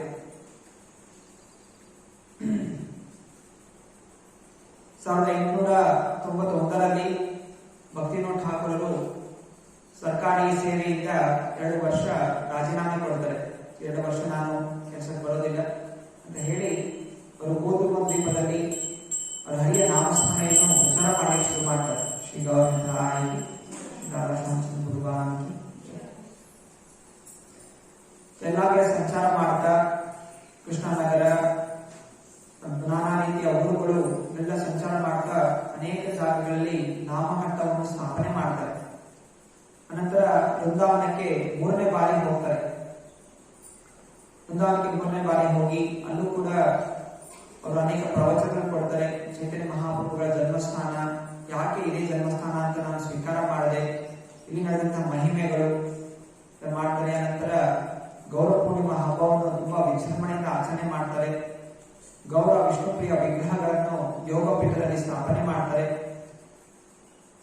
ಅನಂತರ 1894ರಲ್ಲಿ ಅಂದ್ರೆ 56ನೇ ವರ್ಷ ಆಗಿರ್ಬೇಕಾದ್ರೆ ಅವರು ಡೆಪ್ಯೂಟಿ ಮ್ಯಾಜಿಸ್ಟ್ರೇಟ್ ಈ ಒಂದು ಜವಾಬ್ದಾರಿಯಿಂದ ರಾಜೀನಾಮೆ, ರಿಟೈರ್ಮೆಂಟ್ ತಗೋತಾರೆ. ಹಾಗೂ ತಮ್ಮ ಮುಂದಿನ ಸಮಯಗಳನ್ನು 56 ವರ್ಷ ಆದ ನಂತರ ಸುರಭಿಕುಂಜದಲ್ಲಿ ನಿವಾಸ ಮಾಡಿಕೊಂಡು, ನಾವೆಲ್ಲ ಮಾಯಪುರದಿದ್ದಾಗ ಹೋಗಿದ್ವಿ, ಜ್ಞಾಪಕ ಇದೆ. ಸುರಭಿಕುಂಜ ನದಿಯನ್ನು ದಾಟಿ ಸುರಭಿಕುಂಜಕ್ಕೆ ಹೋದ್ವಿ. ಅವರ 2 ಫ್ಲೋರ್ ಬಿಲ್ಡಿಂಗ್ ಇದೆ, ಮೇಲೆ ಅವರೆಲ್ಲ ಬರೆದಂತಹ ಗ್ರಂಥಗಳು, ಅವರು ಮಲ್ಕೊಂಡಿದ್ದಂತಹ ಸ್ಥಾನ ಎಲ್ಲವೂ ಕೂಡ ಇದೆ. ಅದು ಅಧಿಕವಾಗಿ ಸಮಯ ಇಲ್ಲಿ ಕಳೀತಾ ಇತ್ತು. ಹಾಗೂ ಚೈತನ್ಯ ಮಹಾಪ್ರಭುಗಳ ಜನ್ಮಸ್ಥಾನದಲ್ಲಿ ಮಂದಿರ ನಿರ್ಮಾಣ ಮಾಡಬೇಕು ಅಂತ ಹೇಳಿ ಸಮಸ್ತ ಊರಿನ ಮನೆಗಳಿಗೆ ಹೋಗಿ ಭಿಕ್ಷೆ ಬೇಡ್ತಾರೆ. ಪ್ರತಿಯೊಂದು ಮನೆಯಿಂದ ₹1 ಮಾತ್ರ ಸಂಗ್ರಹ ಮಾಡ್ತಾರೆ, ಅಧಿಕವಾಗಿ ಸಂಗ್ರಹ ಮಾಡ್ತಾರೆ. ಎಷ್ಟೇ ಶ್ರೀಮಂತರಿದ್ರು ಕೂಡ ₹1. ಹೀಗೆ ಎಲ್ಲಾ ಜನರ ಕೈಯಿಂದ ₹1 ಸಂಗ್ರಹ ಮಾಡಿ ಮಂದಿರ ನಿರ್ಮಾಣ ಮಾಡ್ತಾರೆ. ಯಾಕೆ ಇದು ಉದ್ದೇಶ ಇತ್ತು? ಎಲ್ಲಾ ಜನರು ಮಂದಿರ ನಿರ್ಮಾಣದಲ್ಲಿ ಪಾಲ್ಗೊಳ್ಳಬೇಕು, ಇದರಿಂದ ಎಲ್ಲರಿಗೂ ಅದರ ಲಾಭ ಸಿಗಬೇಕು, ಮಂದಿರ ನಿರ್ಮಾಣದಂತಹ ಲಾಭ ಎಲ್ಲರಿಗೂ ಸಿಗಬೇಕು ಅನ್ನೋ ಉದ್ದೇಶದಿಂದ ಅವರು ಎಲ್ಲರಿಗೂ ಸಂಗ್ರಹ ಮಾಡಿ ಮಂದಿರ ನಿರ್ಮಾಣ ಮಾಡ್ತಾರೆ. ಹಾಗೆ ನಾವು ಇಲ್ಲಿ ಕೂಡ ಈ ರಾಯಚೂರಲ್ಲಿ ಶ್ರೀ ರಾಧಾ ಶ್ಯಾಮಚಂದ್ರ ಮಂದಿರ ನಿರ್ಮಾಣ ಮಾಡ್ತಾ ಇದ್ದೀವಿ. ಎಲ್ಲ ರಾಯಚೂರಿನ ಫಂಡ್ಸ್ ಕಲೆಕ್ಟ್ ಮಾಡ್ತಾ ಇದ್ದೀವಿ, ಭಕ್ತಾದಿಗಳಿಂದ ಇಟ್ಟಿಗೆಗಳು ಮಾಡ್ತಾ ಇದ್ದೀವಿ. ಇದರಿಂದ ಎಂತಹ ವ್ಯಕ್ತಿಯು ಕೂಡ ಮಂದಿರದಲ್ಲಿ ಪಾಲ್ಗೊಳ್ಳಬಹುದು. ಅನೇಕ ಜನರು ಕೇಳ್ತಾ ಇದ್ದಾರೆ, ಯಾಕೆ ಇಷ್ಟೊಂದು ಕಾಯ್ಬೇಕು, ಒಬ್ಬ ವ್ಯಕ್ತಿಯಿಂದ ದುಡ್ಡು ಸಿಕ್ಕಿದ್ರೆ ಸಾಕಲ್ಲ, ಮಂದಿರ ನಿರ್ಮಾಣ ಮಾಡಬಹುದಲ್ಲ, ಬೇರೆ ಮಂದಿರಗಳಿಂದ ಇಷ್ಟೊಂದು ಮಂದಿರಗಳಿಂದ ಹಣ ಸಾಲ ಮಾಡಿಕೊಂಡು, ಬ್ಯಾಂಕಿಂದ ಸಾಲ ಮಾಡಿಕೊಂಡು ಮಂದಿರ ಕಟ್ಟಿಸಬಹುದಲ್ಲ, ಮಾಡಬಹುದು. ಅದೇ ಸಾಮಾನ್ಯ ಜನರಿಗೆ ಸಿಗುವಂತಹ ಲಾಭ ಏನು? ಎಲ್ಲರಿಗೂ ಲಾಭದಾಯಕವಾಗಬೇಕು, ಕರ್ಮಗಳಿಂದ ಮುಕ್ತರಾಗಬೇಕು, ಹಾಗೂ ಇದೇ ಜನರಲ್ಲಿ ಮಾಡಿ ಭಗವಂತನ ಧಾಮಕ್ಕೆ ಹೋಗಬೇಕು. ಇದು ಶ್ರೀಲ ಪ್ರಭುಪಾದರ ಉದ್ದೇಶ, ಇಸ್ಕಾನ್ ಸಂಸ್ಥೆಯ ಉದ್ದೇಶ. ಅದರಿಂದ ಕಾಯ ವಾಚ ಮನ, ತನು ಮನ ಧನದಿಂದ ಎಲ್ಲರೂ ಈ ಒಂದು ಮಂದಿರ ಸೇವೆಗೆ ಪಾಲ್ಗೊಳ್ಳಬೇಕು. ಭಕ್ತಿವಿನೋದ್ ಠಾಕೂರರು ಮಾಡಿದಂತಹ ಒಂದು ಚಿಂತನೆಯ ಮೂಲಕ, ತತ್ವದ ಚಿಂತನೆಯಲ್ಲೇ ನಾವು ಇವತ್ತು ಕೂಡ ಮುಂದುವರಿತಾ ಇದ್ದೀವಿ. 1896ರಲ್ಲಿ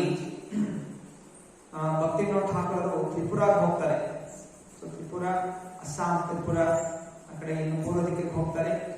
ಹಾಗೂ 2 ದಿವಸಗಳು ಅಲ್ಲಿರುವಂತಹ ಪರಿವಾರಕ್ಕೆಲ್ಲ ಪ್ರಚಾರ ಮಾಡ್ತಾರೆ. ರಾಜನ ಪರಿವಾರಕ್ಕೆ ಕೃಷ್ಣ ಭಕ್ತಿಯ ಒಂದು ಲೀಲೆಗಳನ್ನು ವಿವರಿಸ್ತಾರೆ.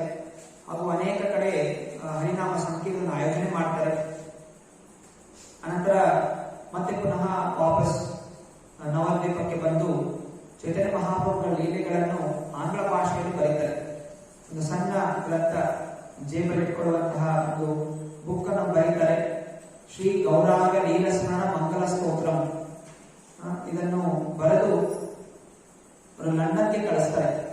ಲಂಡನ್ ಇರುವಂತಹ ಲೈಬ್ರರಿ ರಾಯಲ್ ಏಷಿಯಾಟಿಕ್ ಸೊಸೈಟಿ ಅಲ್ಲಿಗೆ ಕಳಿಸಿ ಈಗ ಮೊದಲ ಬಾರಿಗೆ ಚೈತನ್ಯ ಮಹಾಪ್ರಭುಗಳ ಲೀಲೆಗಳನ್ನು ಪಾಶ್ಚಾತ್ಯ ದೇಶಕ್ಕೆ ಅವರು ಕಳಿಸ್ತಾರೆ.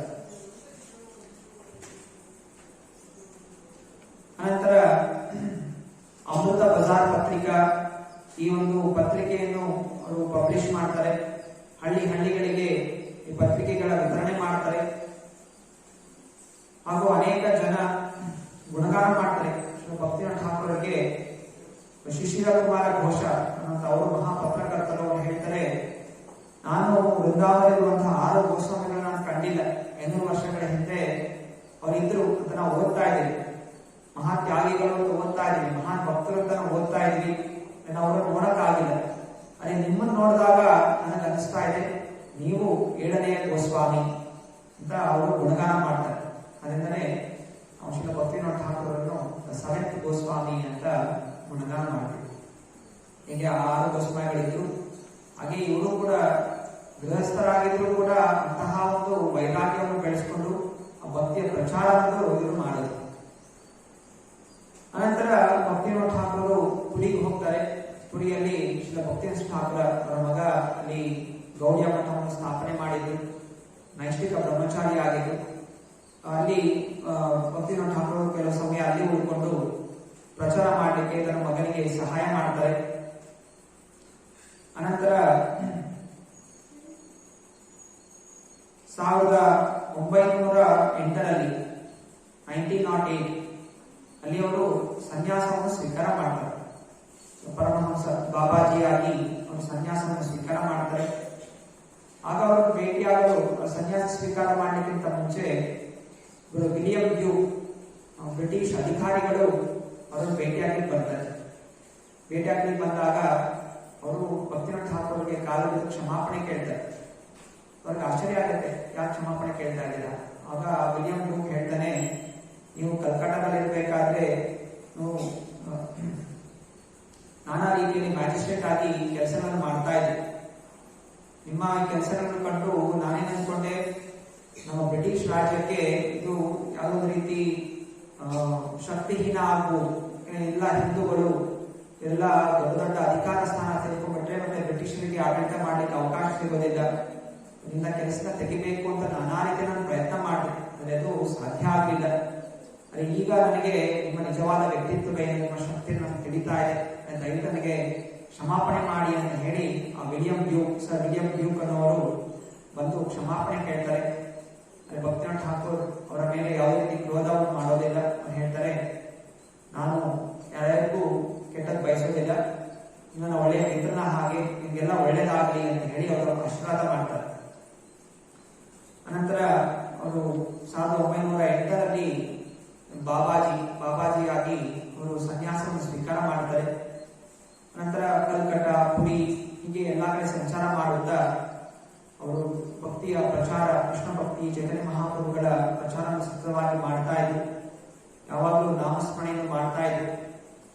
ಆಗ ಅವರು ಮಾಯಾಪುರದಲ್ಲಿ ಇರಬೇಕಾದ್ರೆ ಅವರ ಭಜನ ಕುಟೀರದಿಂದ ಒಂದು ದಿವಸ ತಪಸ್ಸೆ ಮಾಡ್ತಾ ಇರಬೇಕಾದ್ರೆ ಅವರಿಗೆ ಆ ನದಿಯ ಇನ್ನೊಂದು ತಟದಲ್ಲಿ ಒಂದು ದಿವ್ಯವಾದಂತಹ ಜ್ಯೋತಿ ಕಾಣುತ್ತೆ.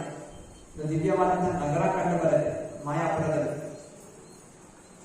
ಇದು ಭವಿಷ್ಯವಾಣಿ, ಮುಂದೆ ಇಲ್ಲಿ ಮಾಯಾಪುರದಲ್ಲಿ ಒಂದು ಅದ್ಭುತವಾದ ಮಂದಿರ ಶುರು ಆಗುತ್ತೆ. ಹಾಗೂ ವಿಶ್ವದ ಎಲ್ಲಾ ಕಡೆಯಿಂದ ಜನ ಬಂದು ಈ ಚೈತನ್ಯ ಮಹಾಪ್ರಭುಗಳ ಆರಾಧನೆ ಮಾಡ್ತಾರೆ ಅಂತ ಹೇಳಿ ಅವರು ಭವಿಷ್ಯವಾಣಿ ಹೊಡಿತಾರೆ. ಅವರ ಒಂದು ಭವಿಷ್ಯವಾಣಿಯ ಹಾಗೆಯೇ ಇವತ್ತಿನ ದಿವಸ ಅಲ್ಲಿ ಮಾಯಾಪುರದಲ್ಲಿ ವರ್ಲ್ಡ್ಸ್ ಬಿಗ್ಗೆಸ್ಟ್ ರಾಧಾಕೃಷ್ಣ ಮಂದಿರ, ಅಲ್ಲಿ ವೇದಿಕ್ ಪ್ಲಾನೆಟೋರಿಯಂ ಅನ್ನೋದು ನಿರ್ಮಾಣ ಆಗ್ತಾ ಇದೆ. ಹಾಗೂ ವಿಶ್ವದ ಅನೇಕ ದೇಶಗಳಿಂದ ಜನ ಬರ್ತಾ ಇದ್ದಾರೆ. ಚೈತನ್ಯ ಮಹಾಪ್ರಭುಗಳ ಪದಚನೆಯಲ್ಲಿ ನಡೆಯುತ್ತಾ ಹರೇ ಕೃಷ್ಣ ಕೃಷ್ಣ ಕೃಷ್ಣ ಹರೇ ಹರೇ, ಹರೇ ರಾಮ ರಾಮ ರಾಮ ಹರೇ ಹರೇ ಎಂದು ಜಪಿಸ್ತಾ ಇದೆ. ಹೀಗೆ ಭಕ್ತಿವಿನೋದ್ ಠಾಕೂರ್ ಅವರು ಸದಾ ಭಕ್ತಿಯಲ್ಲಿ ಇರುತ್ತಾ ಜೂನ್ 23, 1914 ಗದಾಧರ್ ಪಂಡಿತ್ ಅವರ ತಿರೋಭಾವ ದಿವಸದಂದು ಮಧ್ಯಾಹ್ನದ ಸಮಯ ಜಗನ್ನಾಥಪುರಿಯಲ್ಲಿ ಅವರು ಕೂಡ ದೇಹತ್ಯಾಗವನ್ನು ಮಾಡ್ತಾರೆ. ಹೀಗೆ ಭಕ್ತಿವಿನೋದ ಠಾಕೂರರು ತಮ್ಮ ಜೀವನ ಪರ್ಯಂತ ಕೃಷ್ಣ ಭಕ್ತಿ ಆಚರಣೆ ಅದು ಚೈತನ್ಯ ಮಹಾಪ್ರಭುಗಳ ಉಪದೇಶಗಳ ಅನುಸಾರ ನಾವು ಮಾಡಬೇಕು ಎಂದು ಪ್ರಚಾರ ಮಾಡಿದಂಥವರು. ಗೃಹಸ್ಥ ಜೀವನ, ತಮ್ಮ ಉದ್ಯೋಗ ಹಾಗೂ ಕೃಷ್ಣ ಭಕ್ತಿ ಎಲ್ಲವನ್ನು ಶ್ರದ್ಧಾ ಭಕ್ತಿಯಿಂದ ಮಾಡ್ತಾ ಇದ್ರು, ಆಚರಣೆ ಮಾಡ್ತಾ ಇದ್ರು. ಅವರ ಒಂದು ಪ್ರತಿನಿತ್ಯದ ಒಂದು ಜೀವನ ಶೈಲಿ ಹೀಗಿತ್ತು. ರಾತ್ರಿ 7:30ಗೆ ಅವರು ವಿಶ್ರಾಮ ಮಾಡ್ಕೊತಾ ಇದ್ರು. 7:30ಯಿಂದ 10 ಗಂಟೆ ತನಕ. ರಾತ್ರಿ 10 ಗಂಟೆಗೆ ಎದ್ದು ಅವರ ಗ್ರಂಥಗಳನ್ನು ಅನುವಾದ ಮಾಡ್ತಾ ಇದ್ರು. ಬೆಳಗ್ಗೆ 4 ಗಂಟೆ ತನಕ. 4 ಗಂಟೆಗೆ ವಿಶ್ರಾಮ ಮಾಡು, ಒಂದು ಅರ್ಧ ಗಂಟೆ ವಿಶ್ರಾಮ ಮಾಡಿಕೊಂಡು ಮತ್ತೆ ಪುನಃ 4:30ಗೆ ಎದ್ದು ಜಪ ಮಾಡ್ತಾ ಇದ್ರು. 4:30ಯಿಂದ 7 ಗಂಟೆ ತನಕ. 7ರಿಂದ 7:30 ಅನೇಕ ಪತ್ರಗಳನ್ನು ಬರೀತಾ ಇದ್ರು. 7:30ಯಿಂದ 8:30 ತನಕ ಗ್ರಂಥಗಳನ್ನು ಅಧ್ಯಯನ ಮಾಡ್ತಾ ಇದ್ರು. 8:30ಯಿಂದ 9:30 ಬೇರೆ ಬೇರೆ ಜನ ಭೇಟಿಯಾಗಿ ಬಂದಾಗ ಜೊತೆ ಮಾತಾಡುವಂತಹದ್ದು, ಅವರ ಸಮಸ್ಯೆಗಳನ್ನು ಪರಿಹಾರ ಮಾಡುವಂತಹದ್ದು. ನಂತರ 9:30ಯಿಂದ 9:45 ಸ್ವಲ್ಪ ಸಮಯ ವಿಶ್ರಾಮ ಮಾಡ್ಕೊತಾ ಇದ್ರು. 9:45ರಿಂದ ಅವರು ಬೆಳಗಿನ ಬ್ರೇಕ್ಫಾಸ್ಟ್ ಮಾಡ್ಕೊತಾ ಇದ್ರು. ಒಂದು ಸಣ್ಣ ಗ್ಲಾಸ್ ಅಲ್ಲಿ ನೀರು, 4 ಚಪಾತಿ, ಸ್ವಲ್ಪ ಹಣ್ಣು ಇದನ್ನು ಸ್ವೀಕಾರ ಮಾಡ್ತಾ ಇದ್ರು. ಮತ್ತೆ 10 ಗಂಟೆಗೆ ಕಂಠಿಮಾಲ ಧರಿಸಿಕೊಂಡು ತಿಲಕ ಹಚ್ಕೊಂಡು ಕೋರ್ಟ್ ಹೋಗ್ತಾ ಇದ್ರು. ಡಿಸ್ಟ್ರಿಕ್ಟ್ ಮ್ಯಾಜಿಸ್ಟ್ರೇಟ್, ಡಿಸ್ಟ್ರಿಕ್ಟ್ ಜಡ್ಜ್ ಕೂಡ ಆಗಿದ್ರು.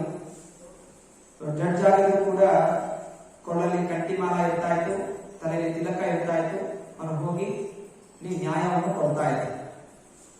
ಭಕ್ತಿವಿನೋದ ಠಾಕೂರ್ ಹೇಳ್ತಾ ಇದ್ರು, ಯಾವಾಗ ಎಲ್ಲಾ ಜನ ಏನೇ ಉದ್ಯೋಗ ಇರಲಿ, ಕೋರ್ಟ್ ಜಡ್ಜ್ ಇರಲಿ ಅಥವಾ ಪೊಲಿಟಿಷಿಯನ್ ಇರಲಿ ಅಥವಾ ಪೊಲೀಸ್ ಇರಲಿ, ಏನೇ ರೀತಿ ನಾನೇ ಉದ್ಯೋಗಗಳಲ್ಲಿ ಯಾವಾಗ ಕಂಠಿಮಾಲ ಹಾಕೊಂಡು ತಿಲಕ ಹಚ್ಕೊಂಡು ಜನ ಮುಂದಾಗ್ತಾರೆ, ಆಗ ಈ ಸಮಾಜ ಸುಖಮಯ ಸಂತೋಷಮಯವಾಗುತ್ತೆ. ಎಲ್ಲರೂ ಯಾವುದೇ ಉದ್ಯೋಗ ಇರಲಿ ಕೃಷ್ಣ ಭಕ್ತಿ ಆಚರಣೆಯನ್ನು ಮಾಡಬೇಕು. ಅನಂತರ 10 ಗಂಟೆಗೆ ಕೋರ್ಟ್ ಶುರುವಾಗೋದು. 1 ಗಂಟೆ ತನಕ ಕೋರ್ಟ್ ಕೆಲಸಗಳನ್ನು ಮುಗಿಸಿ ಮತ್ತೆ ಪುನಃ ಮತ್ತೆ ಮನೆಗೆ ಹಿಂತಿರುಗುವರು. 1ರಿಂದ 2 ಗಂಟೆ ಸ್ನಾನ ಮಾಡಿ ಅವರು ಮತ್ತೆ 2 ಗಂಟೆಗೆ ತಿರ್ಗಾ ಆಫೀಸ್ಗೆ ಹೋಗೋರು. 2ರಿಂದ 5 ತಿರ್ಗಾ 5 ಗಂಟೆಗೆ ಬಂದ ಮೇಲೆ ಮತ್ತೆ ಪುನಃ ಅನೇಕ ಗ್ರಂಥಗಳನ್ನು ಸಂಸ್ಕೃತ ಭಾಷೆಯಿಂದ ಬೆಂಗಾಲಿ ಭಾಷೆಗಳಿಗೆ ಅನುವಾದ ಮಾಡ್ತಾರೆ. ರಾತ್ರಿ ತಿರ್ಗಾ 7:30 ತನಕ. ಹೀಗೆ ಅವರ ದಿನಚರಿ ಹೀಗಿರ್ತಾ ಇತ್ತು. ಯಾವಾಗಲೂ ಸಮಯಕ್ಕೆ ಸರಿಯಾಗಿ ಕೆಲಸಗಳನ್ನು ಮಾಡ್ತಾ ಇದ್ರು. ಯಾವಾಗಲೂ ಒಂದು ವಾಚ್ ಇಟ್ಕೊತಾ ಇದ್ರು, ಜೇಬಲ್ಲಿ ಒಂದು ವಾಚ್ ಇರ್ತಾ ಇತ್ತು. ತುಂಬಾ ಶ್ರದ್ಧೆಯಿಂದ ಸಮಯಕ್ಕೆ ಸರಿಯಾಗಿ ಕೆಲಸಗಳನ್ನು ಅವರು ಮಾಡ್ತಾ ಇದ್ರು. ಎಲ್ಲ ಬ್ರಾಹ್ಮಣರಿಗೆ ದಾನವನ್ನು ಕೊಡ್ತಾ ಇದ್ರು. ಯಾವುದೇ ರೀತಿಯ ಜಾತಿ ಮತ ಭೇದ ಭಾವವನ್ನು ಮಾಡ್ತಾ ಇರಲಿಲ್ಲ. ಎಲ್ಲರಿಗೂ ಅವರ ವೃತ್ತಿಗೆ ಗೌರವವನ್ನು ಕೊಡ್ತಾ ಇದ್ರು. ಎಷ್ಟೋ ದೊಡ್ಡ ಮಹಾನ್ ವ್ಯಕ್ತಿಗಳಾಗಿದ್ರು, ಶಕ್ತಿಶಾಲಿ ಆಗಿದ್ರು ಕೂಡ ಅವರಿಗೆ ಸ್ವಲ್ಪ ಕೂಡ ಅಹಂಕಾರ ಇರಲಿಲ್ಲ. ಯಾರಿಂದಲೂ ಉಡುಗೊರೆಗಳನ್ನು ಸ್ವೀಕಾರ ಮಾಡ್ತಾ ಇರಲಿಲ್ಲ. ಯಾರು ದಾನ ಮಾಡಕ್ ಬಂದನು ಆ ಉಡುಗೊರೆಯನ್ನು ಇಸ್ಕೊತಾ ಇರಲಿಲ್ಲ. ಸರ್ಕಾರವು ಕೂಡ ಅವರಿಗೆ ನಾನಾ ರೀತಿಯ ಗೌರವವನ್ನು ಕೊಡ್ತಾ ಇದ್ರು ಕೂಡ ಅದನ್ನು ಕೂಡ ತಿರಸ್ಕಾರ ಮಾಡ್ತಾ ಇದ್ರು. ಇದು ನನ್ನ ಉದ್ದೇಶ ಅಲ್ಲ, ನಾನು ಎಲ್ಲರಿಂದ ಗೌರವ ಸೇರಿಸ್ಕೋಬೇಕು ಅಂತ ಮಾಡ್ತಾ ಇಲ್ಲ. ಅದು ಗೌರವ ಈಗೆಲ್ಲ ಪದವಿಗಳು ಗೌರವಗಳು ಸ್ವೀಕಾರ ಮಾಡೋದ್ರಿಂದ ನಾನು ಜೀವನದ ಉದ್ದೇಶದಿಂದ ದೂರ ಸರಿಬಹುದು. ಅದರಿಂದ ಯಾವುದು ಬೇಡ, ಈ ಆರಾಮದಾಯಕವಾದ ಜೀವನವೂ ಬೇಡ. ಯಾವತ್ತೂ ಕೂಡ ಅವರು ಪಾನ್ ಅನ್ನು ತಿಂತಾಗಿಲ್ಲ. ಸಮಾಜ ಬೆಂಗಾಲಿಗಳು ಅವರು ಪಾನ್ ತಿಂತಾ ಇರ್ತಾರೆ. ಅದೇ ಚೈತನ್ಯ ಭಕ್ತಿವಿನೋದ ಠಾಕೂರ್ ಯಾವತ್ತೂ ಪಾನ್ ತಿಂತಾ ಇರಲಿಲ್ಲ. ಎಲ್ಲಿ ಸ್ತ್ರೀಯರು ಸಂಗಣ ಆಗ್ತಾರೋ ಅಂತಹ ಜಾಗಗಳಿಗೆ ಹೋಗ್ತಾ ಇರಲಿಲ್ಲ. Bengali, Sanskrit, English, Latin, Urdu, Persian ಮತ್ತು ಒರಿಯಾ ಈ ಎಲ್ಲಾ ಭಾಷೆಗಳಲ್ಲಿ ಅವರಿಗೆ ಪರಿಣತಿ ನದಿ. ಶ್ರೀ ಭಕ್ತಿವಿನೋದ ಠಾಕೂರ್ ಅವರಿಗೆ ದಿನ ಅವರ ಆವಿರ್ಭಾವ ದಿನ, ಅವರ ಸ್ಮರಣೆಯನ್ನು ಮಾಡ್ತಾ ಇದ್ದೀವಿ. ಈ ಎಲ್ಲ ಲೀಲೆಗಳನ್ನು ಚರ್ಚೆ ಮಾಡಿ ನಮ್ಮ ಮನಸ್ಸಲ್ಲಿ ನಾವು ದೃಢವಾಗಿ ನಮ್ಮ ಪ್ರತಿಯೊಂದು ಸಮಯವೂ ಕೃಷ್ಣ ಭಕ್ತಿಯಲ್ಲಿ ತೊಡಗಿಸಬೇಕು.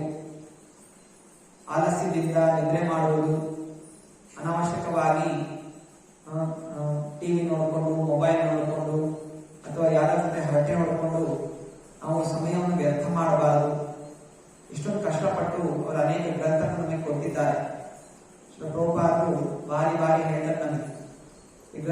ಯಾಕೆ ರಾತ್ರಿ ಎಲ್ಲ ಕುಂತು ನಿದ್ರೆ ಕೆಡಿಸ್ಕೊಂಡು ಯಾಕೆ ಗ್ರಂಥ ರಚನೆ ಮಾಡಿರುವಂಥದ್ದು ಎಲ್ಲ ಮಾಡಿದೆಲ್ಲ ಓದಬೇಕು, ಅಧ್ಯಯನ ಮಾಡಬೇಕು. ಅಧ್ಯಯನ ಮಾಡಿದ್ರೆ ನಮಗೆ ಜ್ಞಾನ ಸಿಗೋದು, ಇಲ್ಲಾಂದ್ರೆ ಊಹಾತ್ಮಕ ಚಿಂತಕರಾಗಿರ್ತೀವಿ. ಮನಸ್ಸಿಗೆ ಬಂದ ಹಾಗೆ ನಾವು ಮಾಡಿದ ಭಕ್ತಿಯನ್ನು ತಿಳ್ಕೊಂಡು ನಾವು ದಾರಿಯಿಂದ ಉದ್ದೇಶದಿಂದ ದೂರ ಸರ್ಕೊಂಡ್ಬಿಡ್ತೀವಿ. ಸತತವಾಗಿ ಪ್ರತಿನಿತ್ಯ ನಾವು ಜ್ಞಾನ ಅರ್ಜನೆ ಮಾಡಬೇಕು, ಸ್ವಾಧ್ಯಾಯ ಮಾಡಬೇಕು, ಮಕ್ಕಳ ಸಂಘದಲ್ಲಿರಬೇಕು, ಗುರುಗಳ ಹಿರಿಯ ವೈಷ್ಣವರ ನಿರ್ದೇಶನ ಜೀವನ ನಡೆಸಬೇಕು. ಇದನ್ನು ನಮಗೆ ಇವತ್ತು ತೋರಿಸ್ಕೊಟ್ಟಿದ್ದಾರೆ. ಅಲ್ಲಿ ನಾವು ಪ್ರಾರ್ಥನೆ ಮಾಡ್ಕೋಬೇಕು, ಹೇ ಮಹಾನ್ ವೈಷ್ಣವ, ನಿಮ್ಮ ಕೈಯಲ್ಲಿ ಕೃಷ್ಣ ಇದ್ದಾನೆ, ಕೃಷ್ಣನ ಕೊಡುವಂತಹ ಶಕ್ತಿ ನಿಮಗಿದೆ. ದಯವಿಟ್ಟು ನಾವು ಕೃಷ್ಣ ಭಕ್ತಿನ ಆಚರಣೆ ಮಾಡುವಂತಹ ಬುದ್ಧಿ, ಶ್ರದ್ಧಾ, ಭಕ್ತಿ, ಭಯ, ಭಕ್ತಿ ಎಲ್ಲವೂ ಬೇಕು. ಭಯ ಇಲ್ಲದೆ ಇದ್ರೆ ನಾವು ಭಕ್ತಿ ಆಚರಣೆ ಮಾಡ್ಲಿಕ್ಕೆ ಸಾಧ್ಯ ಇಲ್ಲ. ಭಯ ಯಾಕೆ ಬೇಕು? ನಾವು ಅಪರಾಧಗಳನ್ನು ಮಾಡಬಾರದು, ನಾವು ತಪ್ಪು ದಾರಿಗಳಲ್ಲಿ ಹೋಗಬಾರದು, ಅಹಂಕಾರವಾಗಬಾರದು ಅನ್ನುವಂಥ ಭಯ ಇರಬೇಕು. ಹಾಗೂ ಭಗವಂತನ ಮೇಲೆ ಪ್ರೀತಿ ಇರಬೇಕು, ಗುರುಗಳ ಮೇಲೆ ಪ್ರೀತಿ ಇರಬೇಕು. ಹೀಗೆ ಭಯ, ಭಕ್ತಿ, ಪ್ರೀತಿ ಹೀಗೆ ನಾವು ಮುಂದುವರಿಬೇಕು. ಅದ್ಭುತವಾದ ಮಂದಿರ ನಿರ್ಮಾಣ ಆಗಬೇಕು. ಹಾಗೂ ಎಲ್ಲಾ ಕಡೆ ಭಕ್ತಿಯ ಪ್ರಚಾರ ಮಾಡುವಂತಹ ಶಕ್ತಿ ನಿಮಗೆ ಪ್ರದಾನ ಮಾಡಿ, ಎಲ್ಲರಿಗೂ ನಿಮ್ಮ ಕೃಪೆಯನ್ನು ತೋರಿಸಿ, ಎಲ್ಲರಿಗೂ ಭಕ್ತಿಯಲ್ಲಿ ಮುಂದಾಗಿ ಎಲ್ಲರೂ ಕೂಡ ರಾಜ್ಯದಲ್ಲಿರುವಂತಹ ಎಲ್ಲಾ ಜನರು ಕೂಡ ಶ್ರೀ ರಾಧಾ ಶ್ಯಾಮಚಂದ್ರನ ಚರಣಕಮಲಗಳಿಗೆ ಶರಣಾಗಬೇಕು ಎಂಬ ಪ್ರಾರ್ಥನೆಯನ್ನು ನಾವು ಇದನ್ನ ಮಾಡೋಣ. ಹರೇ ಕೃಷ್ಣ ಕೃಷ್ಣ ಕೃಷ್ಣ ಹರೇ ಹರೇ, ಹರೇ ರಾಮ ರಾಮ ರಾಮ ಹರೇ ಹರೇ. ಠಾಕೂರ್ ಆವಿರ್ಭಾವ ಮಹೋತ್ಸವ ಕಿ. ಈಗ ನಾವೆಲ್ಲ ಸೇರಿ ನಗರ ಕೀರ್ತನೆ ಹೋಗೋಣ. 11:30 ತನಕ ನಗರ ಕೀರ್ತನೆ. 11:30 ಬಂದು ಭಕ್ತಿನಾಥ ಠಾಕೂರರಿಗೆ ಪುಷ್ಪಾಂಜಲಿಯನ್ನು ಅರ್ಪಣೆ ಮಾಡಿ 12 ಗಂಟೆಗೆ ನಾವು ಪ್ರಸಾದವನ್ನು ಸ್ವೀಕಾರ ಮಾಡ್ತೀವಿ. ಹರೇ ಕೃಷ್ಣ. ಕೃಷ್ಣ ಕೃಷ್ಣ ಹರೇ ಹರೇ, ಹರೇ ರಾಮ ಹರೇ ರಾಮ, ರಾಮ ರಾಮ ಹರೇ ಹರೇ, ಹರೇ ಕೃಷ್ಣ ಕೃಷ್ಣ ಕೃಷ್ಣ ಹರೇ ಹರೇ, ಹರೇ ರಾಮ ರಾಮ, ರಾಮ ರಾಮ ಹರೇ ಹರೇ.